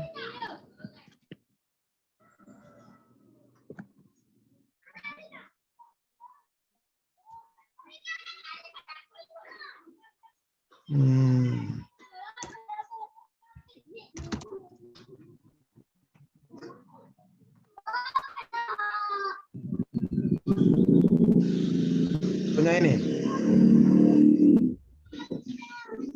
Pak, nampak di layar saya, Pak? Nampak. Nampak. Screen apa ini? Screen sharing apa nih? Tunggu, sabar. Karena jaringannya itu tak bagus. Sudah dibilang jangan tinggal di rimba-rimba, tinggal juga di rimba. Udah berusaha keluar tadi, Pak, ini. Udah di luar ini. Nah, contoh ini. Praktek wudhu, berpasang-pasangan, Bu. Silakan Anda dibawa dia ke apa kan? Ke sungai, kalau ada madrasahnya dekat sungai. Ini Pak Rizky ini banyak sungai di sana itu. Suruh aja dia ke sungai, tapi hati-hati nanti kena buaya ya. Ya, buayanya ya, hati-hati buaya, baik buaya di sungai maupun buaya darat, hati-hati. Buat dia berpasangan, Bu. Tapi kasih instrumen ini, di print satu-satu anak itu. Yang satu praktek wudhu, yang satu menilai. Kasih tahu anak-anak itu. Kalau kawannya baca bismillahnya jelas, checklist nomor 3 ya, nak. Tapi kalau tak jelas, 2. Kalau nggak baca bismillah, 1. Cuci telapak tangan. Kumur-kumur. Dia menilai, kawannya praktek. Udah itu gantian. Kawannya yang tadi menilai yang praktek, kawannya yang menilai. Tentu kita beri nasihat, tidak boleh berdusta ya. Siapa yang berdusta, mungkin ibu tidak tahu siapa yang berdusta sebanyak ini, tapi Allah pasti mencatat, melihat. Allah melihat, maha melihat, malaikat mencatat, bertanggungjawabkan kelak di akhirat. Ingat Ananda, ini bukan nilai kamu, ini cuma latihan. Latihan seberapa benar kamu mempraktekkan. Nanti kalau ujiannya nilainya akan langsung praktek dengan Ibu. Jadi jangan takut salah ya. Kira-kira ada nggak yang berbohong itu? Kita kan ini kan cuma bagian dari pembelajaran ini, mempraktekkan wudhu. Kita belum masuk penilaian ini. Kalau penilaian kita yang memeriksa. Ini mereka melatih untuk praktek, tapi temannya yang akan melihat dengan metode berpasang-pasang. Kalau begini, apakah ada yang tidak aktif? Semuanya aktif, Bu. Semuanya aktif. Jadi tergantung kita menemukan metode dan model yang tepat untuk pembelajaran itu sehingga anak itu aktif. Jadi memang nanti banyak masalah, nanti kita akan bahas di PTK ya. Ada yang karena tidak aktif, ada yang karena hasil belajarnya yang rendah, ada yang mungkin masalahnya anak itu aktif, ya tinggi tapi sering meribut gitu. Nah, gimana pula itu caranya tuh? Nah, jadi memang barulah dipikirkan oleh guru, apalah obatnya ini, apalah metode untuk mengatasi. Maka kata Mahmud Yunus, at-tariqatu ahammu minal maddah. Metode itu lebih penting daripada materi. Artinya sebaik apapun Bapak Ibu menguasai materi, tapi cara ngajarnya yang nggak benar, ya nggak nyampe materi itu ke anak. Walakinnal mudarris ahammu minat tariqah. Tetapi si guru itu lebih penting daripada metode. Sebaik apapun model-model pembelajaran yang Bapak Ibu rancang di RPP, akan tetapi perangai gurunya itu yang buruk, gurunya tak semangat, ya juga anak-anak itu juga tidak serius menjalankan metode itu. Kunci utamanya apa? Waruhul mudarris ahammu minal mudarris nafsih. Yang menjadi kunci utama itulah ruhani si guru, karakter guru, spiritualitas guru. Sehingga dia menjadi teladan, dia menjadi figur sentral, dia berwibawa, dia menarik simpati anak-anak. Sehingga begitu dia datang, anak-anaknya hormat, diam, anak-anaknya serius. Karena aura dari guru itu terpancar di wajahnya dari kesucian rohaninya. Nah, ini tidak mudah ini. Saya cuma cerita aja nih. Saya belum makom saya juga belum sampai ke sana. Makom saya belum sampai ke sana. Kalau makom sampai ke sana itu ya murid-muridnya pada patuh ya, pada serius belajar ya, datang begitu semuanya diam ya. Ya tradisi kita di pesantren lah. Bapak Ibu yang dari pesantren tahu betul lah. Mana guru-guru kiai-kiai kita yang spiritualitasnya bagus, begitu datang ke kelas luar biasa segan. Padahal dia tidak pernah marah-marah, dia tidak pernah memukul, tapi keseganan kita luar biasa. Kenapa? Dia punya ruhani yang bersih. Ibadahnya, ketaatannya, kesesuaian ucapan dengan perbuatannya. Saya kira pernah kita temukan ya. Saya temukan itu beberapa guru saya di pesantren yang seperti itu. Dia tak pernah mukul, dia tidak pernah marah, tapi begitu dia datang kita diam semua. Gimana guru-guru fikih di madrasah juga begitu gitu. Nah, ini tidak gampang. Jangan banyak ngeluh dulu. Oh itu dulu tuh Pak, sekarang enggak. Jangan ngeluh dulu. Sekarang berbuat dulu kita sebagai guru, asah rohani kita dulu. Asah dulu rohani kita. Masalah itu ya banyak, tapi coba kita asah rohani kita tingkatkan pengetahuan kita perbaiki cara ngajar kita. Insya Allah akan ada perubahan. Ada lagi nggak ada? Kalau nggak ada satu lagi. Wah ini sudah tengah. Di sana sudah asar ya. Di sana sudah asar ya. Mungkin ada satu lagi Pak. Boleh Pak Mustafa silakan. Ya. Ini berkaitan dengan model. Ya. Di madrasah kami itu ada salah satu anak Bapak yang Ya. dimana ketika dalam proses pembelajaran itu dia kayak seperti anak yang malas itu Bapak. Padahal ketika saya perhatikan dari sikap wataknya anak tersebut itu sama dengan yang lain dan tidak ada bahasanya ya, kekurangan lah bahasanya Bapak.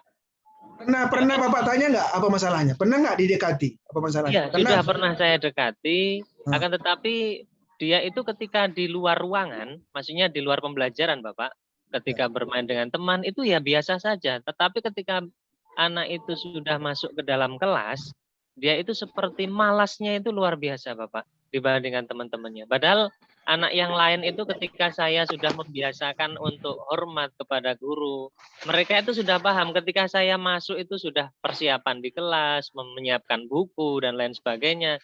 Cuma satu anak itu saja, Bapak. Ketika saya menjelaskan yang lain memperhatikan, dia itu kayak malas dan akhir-akhirnya dia malah tidur di bangkunya, Bapak. Nah, cara mengatasi anak yang seperti itu gimana, Bapak? Saya itu juga repotan sekali, Bapak. Iya, sebenarnya sama dengan tadi. Coba Bapak buat yang tadi, yang mulai pembelajaran, yang membuat dia harus bekerja. Seperti tadi kalau berpasang-pasangan, mau tidak mau dia harus bekerja kan.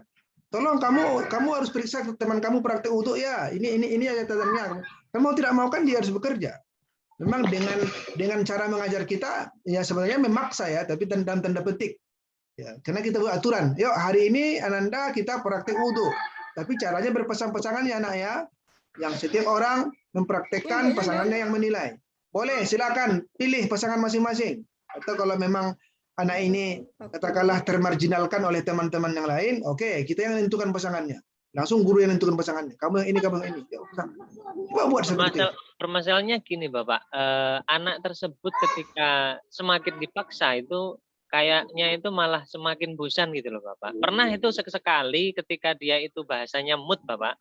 Itu ketika saya mengajar itu ya memperhatikan seperti biasa, tapi ketika pada saat dia itu sudah bahasanya kumat lah seperti itu bahasanya kasarnya itu ya tidak mau sudah Bapak. Pernah dipanggil orang tuanya nggak? Orang tuanya sudah pernah. Apa penjelasan orang tuanya? Penjelasan orang tua itu di rumahnya juga sama Bapak. Seperti itu anaknya. Iya, berarti kalau kemalasannya itu sudah berdampak kepada pembelajaran, ya, memang berdampak kepada prestasi dia, maka anak itu lagi-lagi itu yang disebut dengan anak berkebutuhan khusus. Sebenarnya solusinya direkomendasikan dia harus ikut tes psikologi. Tes psikolog, orang psikolog yang bisa menentukan dia kategori anak apa. Kita tidak punya pengetahuan di bidang itu. Ada instrumennya untuk menentukan anak itu ABK atau tidak, jenisnya di bidang apa. Nanti konsultasilah dengan mereka. Tapi kadang-kadang kan ini masalahnya daerah kita masing-masing. Ada enggak akses ke psikolog profesional itu gitu. Kalau saya di Padang misalnya ada sekolah yang saya ketahui begitu, bahkan ada kasus Pak, orang tuanya itu tidak mengakui, anak saya normal kok, anak saya nggak masalah kok. Tapi yang guru-guru sudah angkat tangan, guru-guru nggak bisa lagi, sudah berbagai macam trik nggak bisa. Ya pada akhirnya guru ke sekolah itu lagi, tapi ini sekolah swasta ya yang saya ketahui itu. Akhirnya mereka melakukan tes, mengundang psikolog. Ya ternyata memang anaknya disimpulkan bermasalah. Saat diberikan tes itu kepada orang tuanya, ngotot juga nggak percaya. Ya akhirnya diminta orang tua itu yang lakukan sendiri, pilih psikolog sendiri, silakan dites anaknya. Ternyata begitu dibawa ke lain hasilnya sama. Maka nanti sekolah yang akan menentukan. Sekolah punya enggak fasilitas guru inklusi?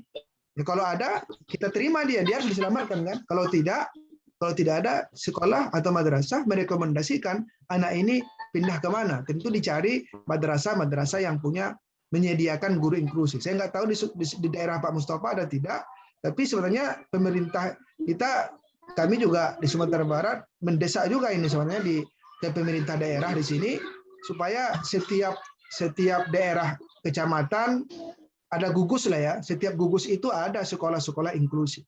Karena faktanya itu ada sampai 5-10% anak-anak kita itu inklusi, Pak. Memang ada. Ya, dan itu Bapak Ibu guru fikih tidak punya kemampuan untuk menghadapi itu. Karena Bapak Ibu tidak pernah kuliah itu kan. Saya juga tak bisa jawab karena saya juga tidak belajar mata kuliah pendidikan inklusi. Gimana caranya saya juga nggak tahu itu. Karena kita hanya diminta untuk ngajar yang manusia normal aja kan. Iya, nah, tapi juga pemerintah daerah bisa juga melakukan. Jadi ada dua itu sebenarnya, bisa membuat SLB atau yang kedua mengangkat guru-guru dari lulusan pendidikan luar sekolah untuk mengajar di sekolah-sekolah normal, sekolah reguler. Atau yang ketiga adalah guru-guru biasa yang tidak punya background pendidikan inklusi di training untuk menghadapi anak-anak seperti itu. Itu yang dilakukan sekarang di beberapa daerah. Tapi sayangnya ini masih kebijakan daerah, kabupaten kota. Ada yang sangat peduli, ada yang tidak. Tapi nyatanya memang anak-anak seperti itu ada di sekitar kita. Tapi jangan mudah memponis. Begitu anak nakal, ini kamu ini ABK, bukan gitu ya. Makanya saya katakan tadi, tetap kita lakukan sebisa mungkin, terapkan pembelajaran yang menyenangkan, pembelajaran yang mengaktifkan, tapi ketika itu tak bisa juga, gagal juga, maka anak ini bisa bermasalah. Dan itu pun kan cuma 1-2 orang, berarti bukan model yang bermasalah. Tapi kalau sekelas itu semuanya malas, itu baru bapak yang bermasalah. Gitu kan? 1-2 orang. Kira. Ya mungkin di situ Pak, karena kami juga sudah kerjasama dengan pihak wali muridnya juga gitu loh. Oh, iya. Dan kami juga sudah pernah memanggil orang tua, anak tersebut juga kami panggil sudah. Kan tetapi memang beliaunya orang tua itu bilangnya ketika di rumah ya seperti itu. Cuma perbedaannya ketika di sekolah itu terkadang kepada guru-guru yang memang tidak terlalu bagaimana ya, tidak terlalu sering tatap muka itu malah sering membangkang gitu Bapak. Dan takutnya itu hanya kepada orang tuanya saja. Kalau sama orang tuanya itu takutnya wah luar biasa itu, tapi ketika sama guru yang nggak pernah tatap muka dengan anak tersebut, ya agak ada sedikit sifat yang bahasanya itu apa ya, membangkang lah Pak. Kurang lebihnya seperti itu. Ya, sebenarnya beragam sih Pak, beragam. Ada murid itu yang lebih takut pada orang tua daripada guru. Ada yang sebaliknya. Dengan orang tuanya dia, iya, justru dengan gurunya dia takut. Saya termasuk orang yang kurang berhasil mendidik anak saya di rumah. Begitu saya suruh hafal Quran, ya nggak mau gitu kan. Begitu dia ke sekolah, mau dia disuruh gurunya gitu kan. Saya sudah capek bilang televisi ini jangan dihidupin, dia nonton kartun kan. Lalu saya masukkan ke sekolah, TK baru. Dia bilang gurunya boleh masuk di sini ya, tapi hafal Quran nak. Lalu televisinya nggak boleh nonton di rumah. Kalaupun nonton di rumah 15 menit baru boleh sehari. Lalu sampai ke rumah, saya bilang TV-nya kita matikan nak ya. Iya ya. Kalau begitu abangnya mau nonton TV, ya bang nggak boleh nonton TV, nanti terbalik otaknya bang. Coba, ternyata lebih patuh pada gurunya dari saya. Maka alhamdulillah ini televisi sudah dimatikan, off semuanya, nggak ada yang hidup. Dulu saya sulit. Ini kasusnya justru anak bisa juga. Jadi memang bervariasi Bapak. Itulah manusia. Kalau insan itu yang unik, manusia itu unik. Kemarin kan sudah dipelajari di perjalanan materi ya, bahwa peserta didik itu ya punya perkembangan emosi, punya perkembangan fisik, punya perkembangan spiritual, punya perkembangan sosial. Mereka unik, berbeda-beda. Kecerdasannya berbeda, maka jangan perlakukan mereka sama. Maka ada kalanya kita melakukan pendekatan individual. Tapi ketika memang mereka bermasalah, ya memang harus kita carikan yang tepat. Yang tak boleh itu adalah langsung memberhentikan anak tanpa ada solusi. Itu kasihan, itu mengorbankan. Tapi berhentikan anak mungkin karena sekolah tak sanggup lagi, tapi carikan solusinya. Mungkin madrasah mana yang bisa menangani anak itu. Saya kira itu Bapak ya, kita coba untuk mendesain pembelajaran memang untuk kategori anak-anak kita yang katakanlah yang umum lah, yang umum yang tidak. Baik, terima Kira kasih, itu ya sudah 1,5 jam. Satu lagi materi, oke saya ringkas saja ya, mungkin tidak begitu banyak. Tadi saya minta sebenarnya buat media. Jadi tugas hari ini kan besok Bapak Ibu harus mengupload media. Media apa yang mau dibuat gitu ya. Ini sebenarnya contoh yang saya buat tadi, media yang saya peragakan tadi itu sudah menunjukkan contoh itu. Contoh media pembelajaran berupa PowerPoint interaktif namanya. Mudah-mudahan sudah bisa ya. Bapak Ibu ada yang bisa melakukan seperti itu, mendesain PowerPoint seperti ini nggak? Yang saya buat tadi. PowerPoint-nya interaktif namanya. Artinya siswa itu bisa mengklik. Dia pakai hyperlink. Jaringan.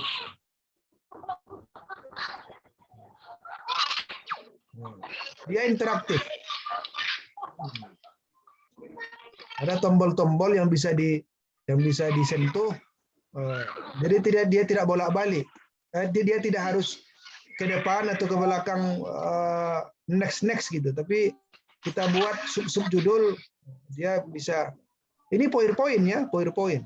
Bahkan PowerPoint kalau Windows sudah Windows-nya sudah tinggi, ini Office-nya Office 2016 ke atas itu sudah bisa merekam. Ya, ini Pak Rizky ini masih ribut ini. Ya, bisa merekam video. Ya, kalau di Office 2006 ke atas, ya, kita bisa merekam di sini di PowerPoint ini. Bisa kita mengedit suara juga, merekam suara, merekam gambar, ya macam-macam. Ya. Saya berharap Bapak Ibu bisa mendesain PowerPoint seperti ini sehingga nanti saat mengajar, apakah mengajar tetap muka atau daring, tapi di saat mengajar itu Bapak Ibu menampilkan PowerPoint seperti ini. Nah, itu luar biasa kan? Nah, ini namanya interaktif. Tetapi sebenarnya tidak saja ini ya, banyak lagi media-media yang lain. Ini contohnya juga. Ini saya ambil dari internet tadi nih. Dari internet orang Jawa Tengah ini namanya Wawan Laksito. Jadi Bapak Ibu kalau buat media dapat dari orang, jangan diambil begitu saja. Ya tolong dibuat namanya, copyright-nya. Atau paling tidak nanti di bagian akhir daftar rujukan. Jadi kita menghargai karya orang. Ini saya terangkan juga ya. Sebentar. Kenapa butuh kita media? Yang pertama, kenapa harus ada media? Membuat konkret konsep yang abstrak. Seperti ini kan, DNA. Apa DNA itu? Gimana cara DNA itu kita tahu? Maka kan abstrak tidak tampak, maka dibuat gambarnya. COVID-19, gimana sih virusnya itu? Kan tak tampak oleh mata, dibuat gambarnya. Jadi yang konkret, yang abstrak dikonkretkan, itu tujuan media. Jadi jangan pula malaikat juga dikonkretkan, itu nggak bisa ya. Malaikat dikonkretkan. Gimana bentuk malaikat? Tapi nama malaikat bisa lah. Coba perhatikan sebentar. Atau memperjelas penyajian pesan agar tidak terlalu bersifat verbalistis dalam bentuk kata-kata ataupun tertulis. Itu ya. Yang kedua apalagi mengatasi keterbatasan ruang, waktu dan daya indera. Menggunakan media secara tepat bervariasi dapat mengatasi sikap pasif anak didik. Jadi misalnya yang besar bisa menjadi kecil, yang kecil bisa menjadi besar. Ibu bapak cerita tentang zakat onta. Di daerah kita nggak ada onta. Apa sih onta itu? Maka buatlah gambar onta. Jangan ontanya dibawa ke kelas. Atau mungkin bisa dibawa kelas kambing misalnya. Jangan, nggak perlu dibawa kambing karena akan merepotkan. Buat aja gambar-gambarnya. Tapi ketika itu memungkinkan tidak merepotkan dibawa, ya bawa. Seperti saya katakan tadi, zakat fitrah, bawa berasnya. Tapi kalau binatang-binatang itu jangan dibawa, cukup diilustrasikan, buat gambar-gambarnya. Itu gunanya media ya. Sehingga ini juga akan membantu anak-anak memahami materi dengan baik. Oke. Jadi ada interaksi, ada apa lagi namanya, memberi rangsangan pengalaman siswa untuk belajar. Termasuklah sekarang, Bapak Ibu ketika saya berikan PowerPoint seperti ini, kan lebih menarik. Cuman ingat, cara buat PowerPoint semakin simpel kata-katanya semakin baik. Jangan nanti bikin PowerPoint terlalu banyak kalimat. Ini sebenarnya kurang bagus juga, terlalu banyak kalimat. Sebetulnya PowerPoint itu cukup, namanya PowerPoint. Berarti dia poin-poin aja. Jangan terlalu banyak. Nanti bagian terakhir saya akan tampilkan PowerPoint yang pernah saya buat juga yang sangat simpel. Udah itu jangan terlalu banyak warna-warnanya. Jangan terlalu banyak gambar. Kadang-kadang gambarnya banyak, akhirnya nggak terbaca. Tulisannya nggak kebaca. Dibuatnya gambar backgroundnya, gambar keluarganya gitu. Wah, akhirnya tulisannya nggak jelas. Itu keliru. Sama orang nulis kaligrafi, lomba kaligrafi mushaf Quran itu. Hiasan mushafnya itu kan tidak boleh menghilangkan kesan tulisan teksnya, tetap teksnya menonjol gitu kan. Begitu juga PowerPoint itu, bagaimanapun cantik kreasinya, jangan sampai fokus mata memandang kepada variasinya, hilang teksnya, padahal kita ingin menyampaikan teks atau gambar ya. Ini tadi ya, sama juga kenapa pentingnya tadi visual itu. Ini ada juga riset yang lain mengatakan visual itu gaya orang belajar itu banyak juga yang menggunakan visual. Ya. Ada audio, ada kinestetik. Ya. Visual logika itu 17%. Visual spasial 16%. Cukup banyak anak-anak yang menggunakan itu. Nah ini contoh-contohnya. Nanti saya share juga ke grup insya Allah. Ya, ada gambar. Jadi macam-macam ya. Kalau kan saya tadi minta tugasnya ada media. Terserah Bapak Ibu. Tapi saya berharap media itu nanti Bapak Ibu terapkan di saat pembelajaran PPL. Ya mungkin kemarin kita katakan tugas-tugas itu KD-KD-nya untuk ujian. Sebenarnya boleh juga untuk PPL ya. Tidak saja ujian Bapak Ibu. Tapi juga KD-KD-nya itu untuk ujian. Untuk PPL. Jadi kalau bisa nanti kita akan coba, saya minta nanti di grup semuanya akan menuliskan KD berapa, kelas berapa. Kalau bisa berbeda-beda gitu. Sehingga nanti hasil karya dari Bapak Ibu itu kita 17 orang, berarti ada 17 RPP bisa kita gunakan. Sebaiknya kita beda-beda gitu. Gimana caranya nanti ketua mengkoordinir juga di grup, apakah grup saya atau grup sebelah, kalau bisa bervariasi KD-KD-nya untuk digunakan saat PPL. Sehingga nanti kita akan memudahkan. Paling tidak yang rumpun SD, MI, berapa orang itu? Ya beda. Rumpun MTS juga beda-beda. Rumpun aliyah juga berbeda gitu. Boleh dengan gambar, tapi gambar itu juga ada kelemahan, kekurangannya. Ya, nanti silakanlah baca, ini terlalu panjang nanti. Ada diagram bagan. Ada saatnya kita membuat diagram. Kalau fikih apa itu contohnya kira-kira? Sekira tidak banyak ya. Paling kalau ada data-data lah. Kalau kita dapatkan presentasi berapa persen sih orang sholat Jumat dengan sholat subuh gitu. Bisa nggak dibuat diagramnya? Bisa nggak disurvei itu? Siapa tahu ada survei bisa dibuat diagramnya ya. Bandingkan orang yang berkurban dengan tak berkurban. Kalau ada datanya, bandingkan mana yang banyak muzaki atau mustahak. Kalau ada data dari Basnas misalnya, kita buat sajikan data itu dalam bentuk diagram. Nah, itu juga menarik. Ada visual diam. Ini diagram bagan.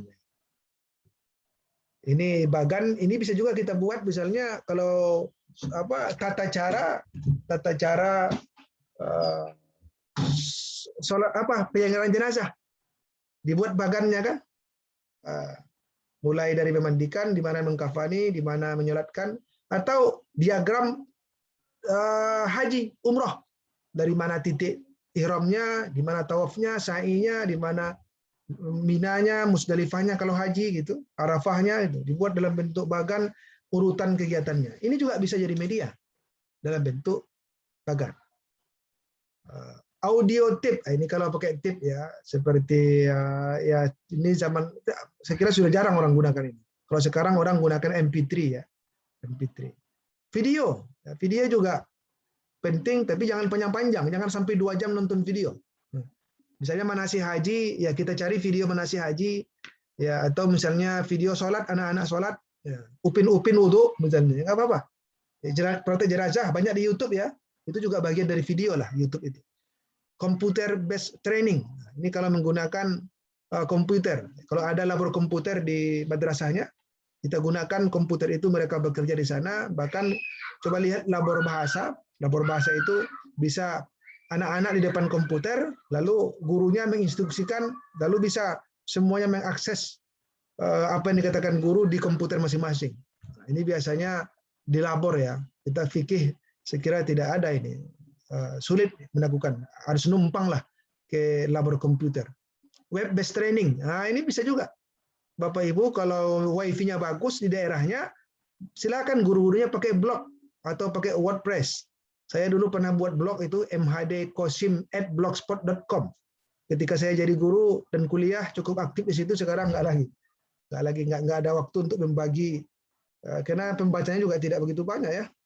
Jadi saya lebih banyak, kalaupun ada waktu itu banyak nulis artikel atau nulis tulisan-tulisan di koran, di media massa paling. Atau di Republika mungkin bisa cek tulisan saya di kolom hikmah misalnya.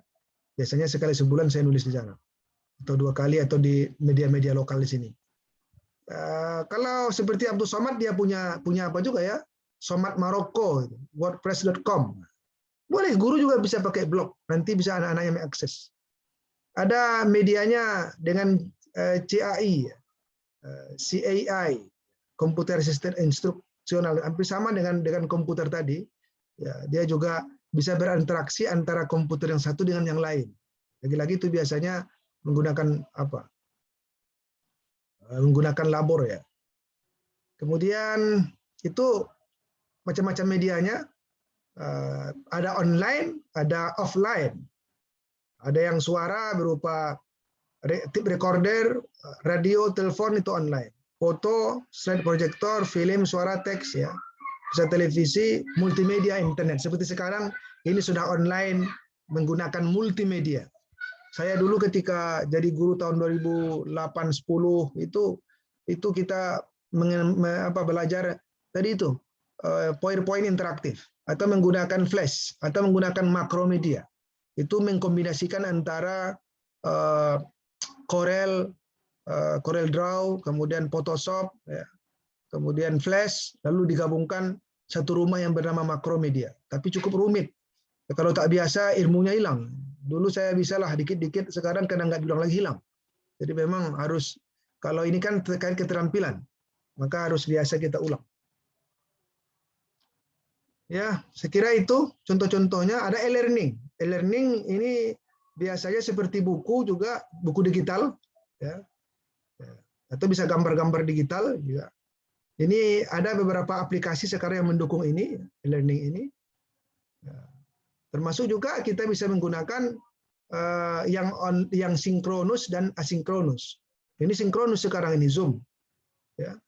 Atau nanti bisa kita gunakan pakai tanpa gambar seperti Classroom atau seperti apalagi Google Form. Itu juga media yang bisa kita gunakan untuk mengajar. Ya, ini banyak ya internet ya, bisa email, mailing list, FTP, www, sosial media. Bahkan ada orang teman saya menulis disertasi, dosen kami ada yang nulis disertasi tentang pemanfaatan Facebook. Facebook itu jadikan grup. Juga bisa menjadi media pembelajaran. Gabung di Facebook.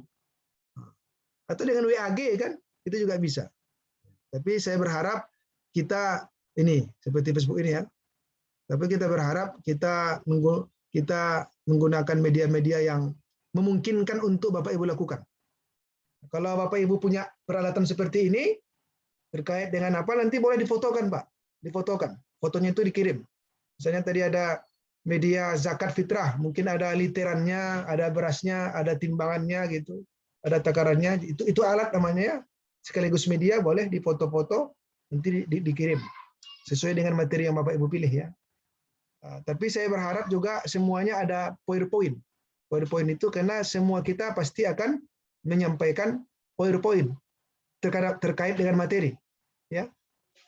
Cuman bagaimana kreasi PowerPoint-nya itu yang diminta, bagaimana sampai di mana Bapak Ibu bisa mendesain PowerPoint. Ini ya. Kayak nanti tolong semuanya mengirim PowerPoint. Kalau ada media lain, buat gambarnya di bagian akhir PowerPoint itu. Tapi semuanya saya minta untuk PowerPoint. Walaupun kelemahan sistem kita nampaknya harus PDF ya, nggak apa-apa. PowerPoint-nya di PDF-kan nanti dikirim ke apa. Tapi jangan banyak-banyak karena saya lihat itu apa ya? Terbatas ya, terbatas kapasitas tugas yang harus diupload itu ya. Jadi saya kira disiasati jangan terlalu banyak slide-nya, ya mungkin 10 slide gitu, tapi menggambarkan materi yang Bapak Ibu ajar. Nanti akan saya komentari, mudah-mudahan komentar saya itu akan memperbaiki Bapak Ibu untuk mendesain media berikutnya. Dan satu lagi ingin sampaikan, sebenarnya bisa Bapak Ibu rancang sendiri PowerPoint itu seperti tadi yang saya buat, model pembelajaran itu saya sendiri yang merancang, bikin background-nya saya sendiri, atau Bapak Ibu menggunakan template yang sudah banyak di internet. Banyak kan, tahu kan di internet? Contohnya, saya buka dulu ya. Untuk PowerPoint tadi kan yang diupload di tugas ketik ke 65 KB65 itu Bapak ya, LKPD itu. Iya. PowerPoint terkait materi itu, materinya ya. Iya Bapak. Materinya. Cuman tentu bagaimana Bapak Ibu mendesain? Yang penting kejelasannya, kemanfaatan media itu kan. Coba nanti tentu supaya menarik juga perhatikan mendesain background-nya, mendesain huruf-hurufnya, mendesain warnanya kan begitu. Tapi jangan sampai mengalahkan teksnya. Terlalu banyak hiasannya nggak terbaca. Itu nggak benar. Atau tadi saya katakan bisa dirancang sendiri background-nya, atau menggunakan template yang ada di PowerPoint, atau Bapak Ibu cari di internet. Contohnya saya kasih ini. Untuk materinya kan kita ikut KIKD-nya yang kemarin dibuat Bapak ya? Iya. Materinya materi masing-masing, KD masing-masing. Cuman tadi saya minta, saya ingin mempertegas lagi, Bapak Ibu KD-nya apa saja sih? Nanti tolong di grup dibagi dulu. Tingkatnya apa, KD-nya apa. Saya berharap KD MI itu antar guru MI beda KD-KD-nya. Sehingga itu bisa Bapak Ibu gunakan nanti hasilnya itu ketika PPL gitu loh. Nanti kan PPL kan? Untuk nanti ujian nanti desain sendiri lagi lah. Bagusnya begitulah. Saya berpikir tadi kalau semuanya kita arahkan untuk apa? Untuk ujian, resikonya jangan-jangan sama semua. Sama nanti materinya gitu kan. Nanti bahaya lagi, terdeteksi lagi kalau sama. Saya nggak tahu nanti bagaimana prosesnya. Kan nanti kan diupload juga itu nanti tugas-tugasnya itu. Nanti terdeteksi pula sama. Nah, oleh karena itu khusus untuk pelatihan lokakarya, saya kira biar yang kemarin biar aja, tapi untuk ke depan RPP-nya, media pembelajarannya, bahan ajarnya, coba kita arahkan KD yang berbeda-beda masing-masing Bapak Ibu, per tingkat tentunya, sehingga nanti itu, tapi desainlah KD-KD itu yang digunakan saat PPL, ya, sehingga nanti bisa digunakan. Nanti PPL-nya berapa lama? Cara menambahkannya Belum tahu di apa itu, di jadwal.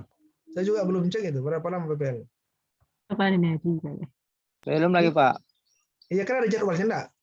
Jadwalnya belum tahu. Cuman di bulan 8 gitu aja Pak, nggak ada apa. Ini contoh ini background PPT. Ini bisa Bapak Ibu download, banyak sekali ini. Download, tinggal bisa juga menggunakan ini. Ada yang seperti ini. Tinggal download Pak, banyak sekali. Mau tanya ini Pak. Ya, silakan. Itu kan tugas yang besok itu kan 2 Pak. LKPD dengan media pembelajaran. Ya. Terus nguploadnya gimana Pak? Kalau PDF dengan PowerPoint itu. Oh, saya tidak tahu itu bisa nggak diupload 2. Kalau dalam peserta, dari saya kan tidak bisa masuk dari peserta ini. Dari peserta bisa nggak upload 2? Tiap tugas Bisa, 1. ya. Harus di mana itu? Oke, kalau begitu Satu. jadikan 1.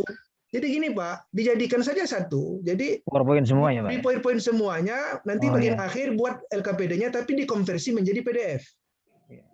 Kalau Bapak Ibu gunakan Windows berapa?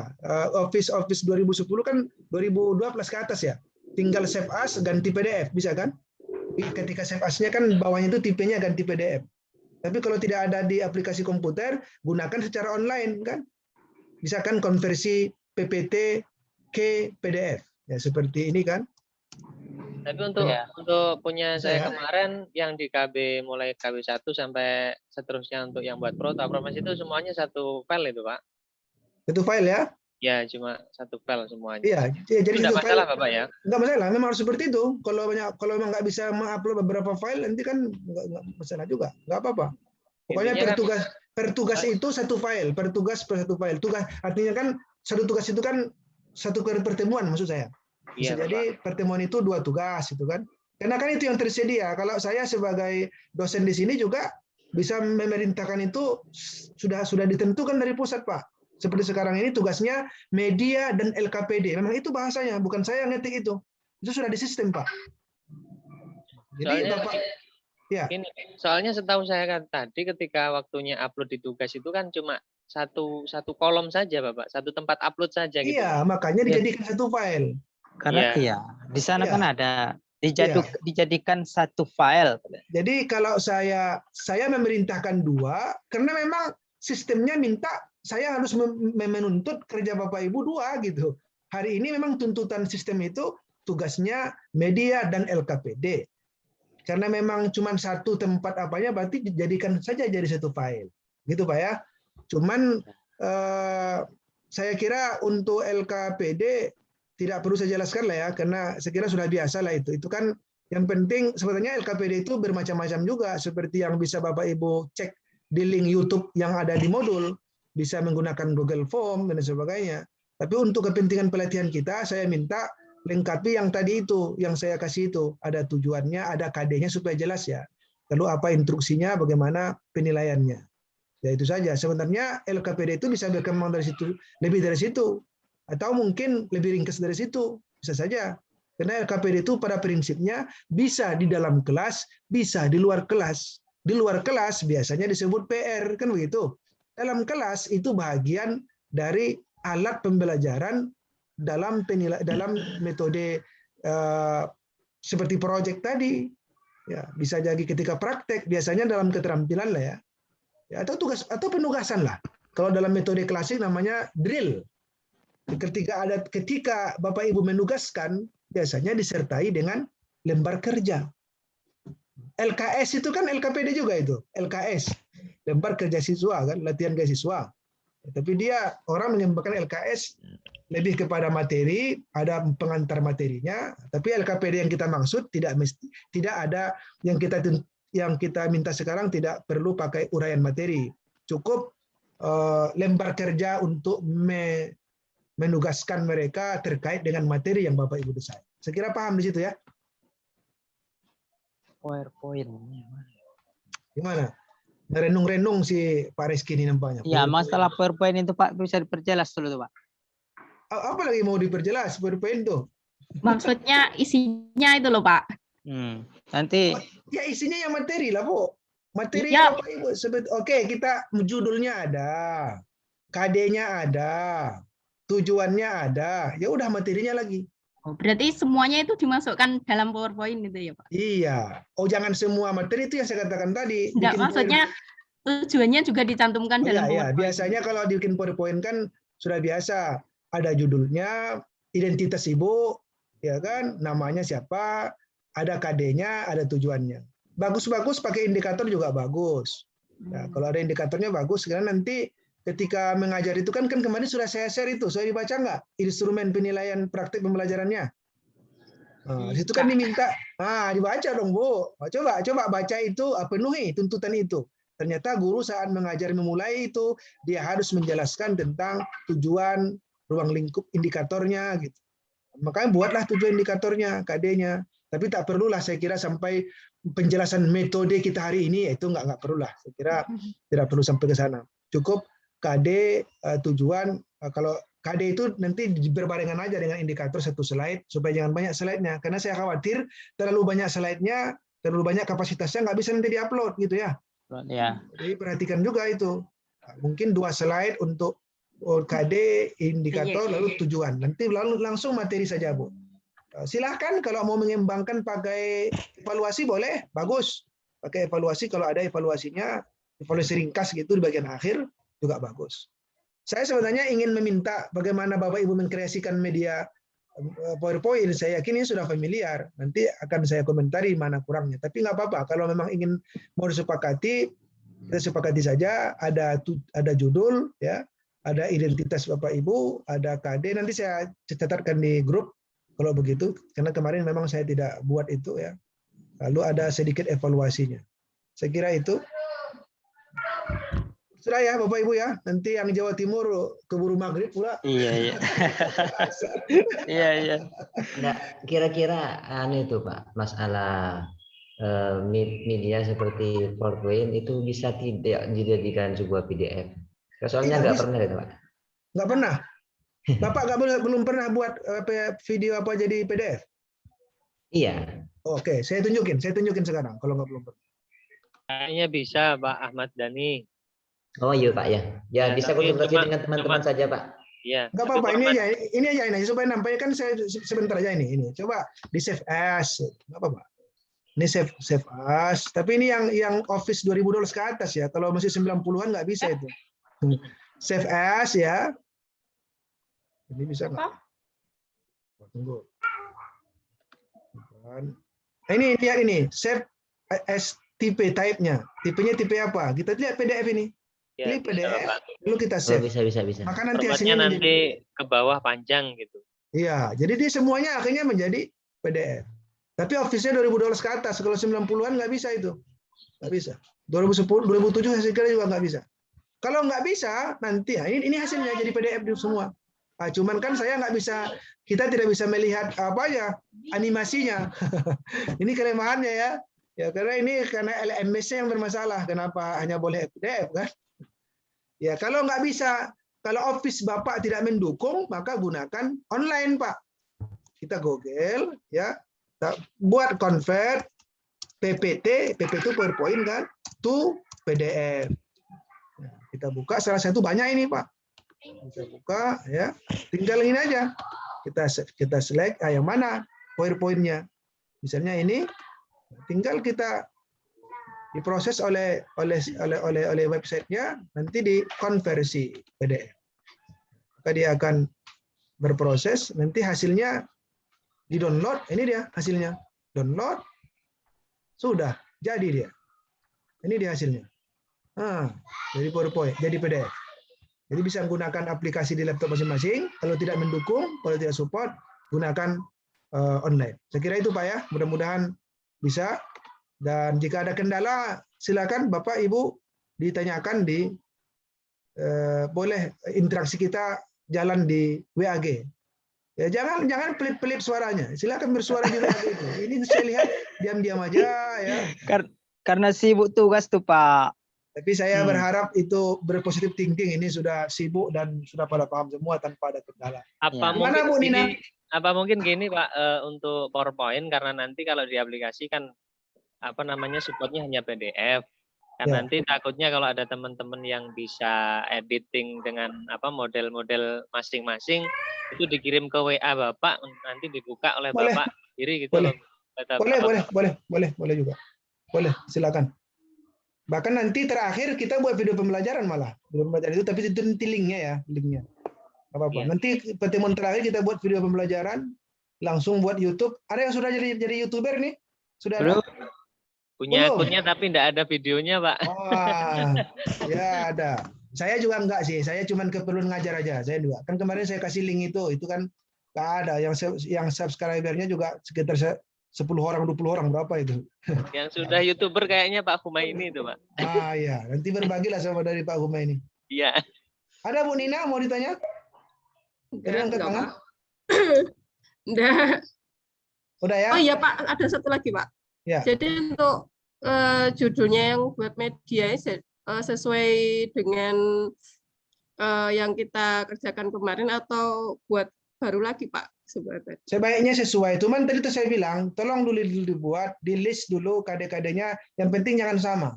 Coba nanti di WAG di list KD-KD-nya, lalu kalau ada yang sama coba cari KD yang lain. Ya, sehingga berbeda ya. Nah, begitu Pak. Cuma usahakan itu yang memang kira-kira diajarkan untuk PPL nanti. Coba cek lagi lah, PPL-nya tanggal berapa itu. Atau nanti ya saya tanya lagi kalau memang Bapak Ibu nggak tahu, nanti saya tanya ke panitia untuk memperjelas. Pak, ada usul Pak. Nah, bagaimana kalau Bapak saja yang membaginya Pak? Oh jangan saya dikasih kerjaan lagi. Itu kan Bapak Ibu yang yang bekerja. Mana tahu saya Bapak ngajarnya di kelas berapa? Mana saya tahu. Yang itu Bapak ngajar berapa? Apakah semua kelas Bapak ajari? Kalau mengusul aja sekarang gimana Pak? Sampir sama-sama. Tidak bisa itu karena ada yang mungkin kan guru kelas dia cuma 3 kelas megang. Nah, lalu saya minta dia kelas 6. Rupanya saya ngajar kelas 6 Pak adanya. Ya, tentu sesuai dengan real Bapak Ibu. Mungkin punya Pak Reski aja yang ditentukan jenengan Pak. saya khawatirnya begini Pak. Kalau Pak Reski semuanya aja.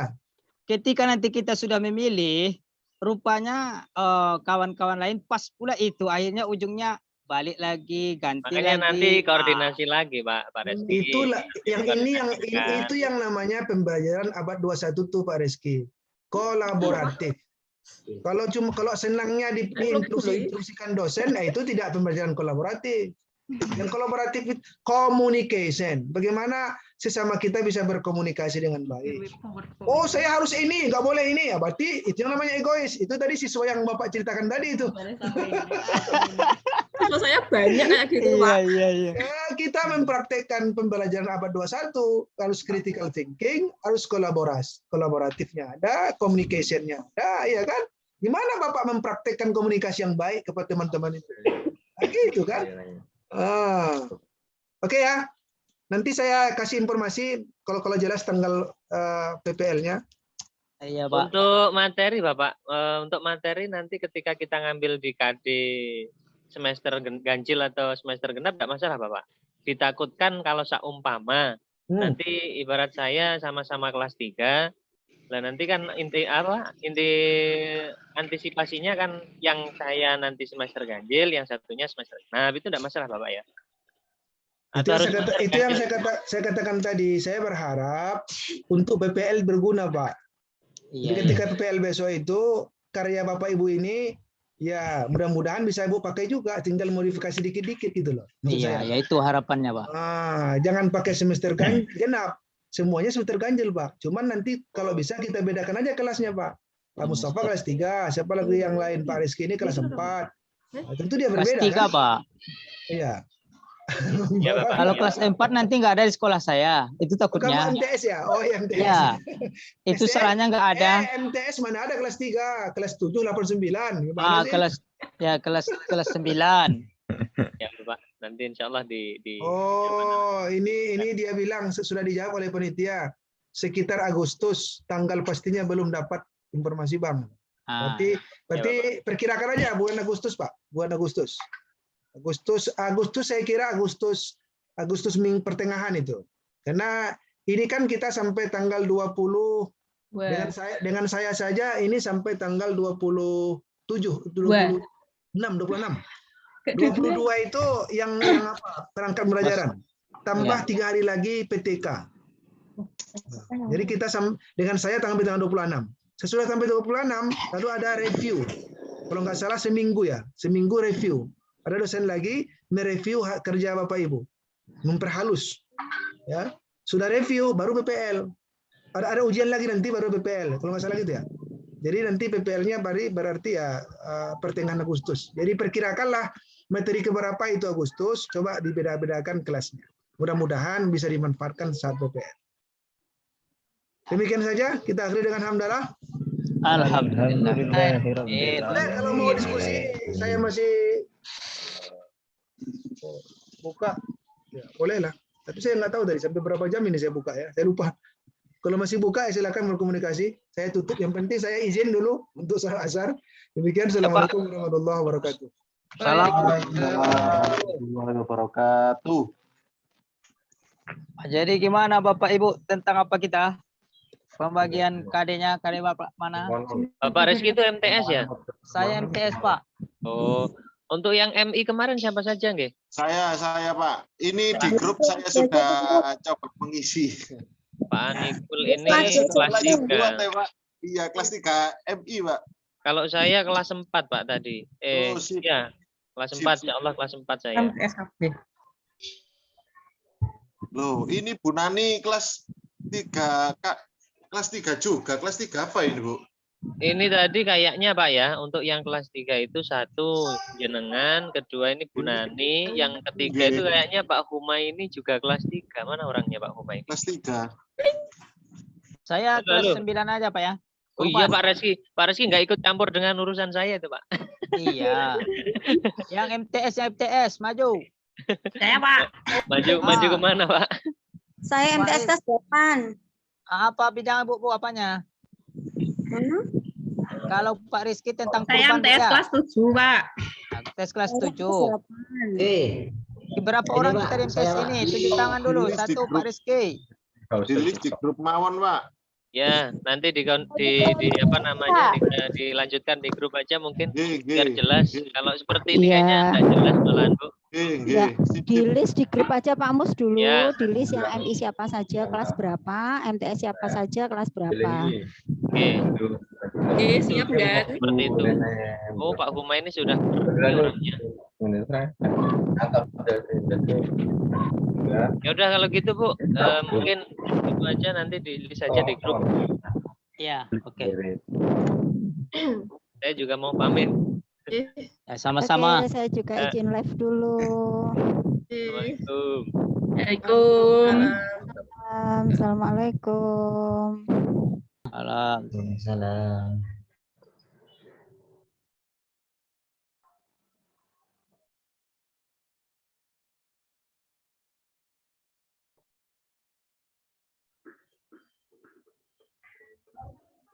Assalamualaikum.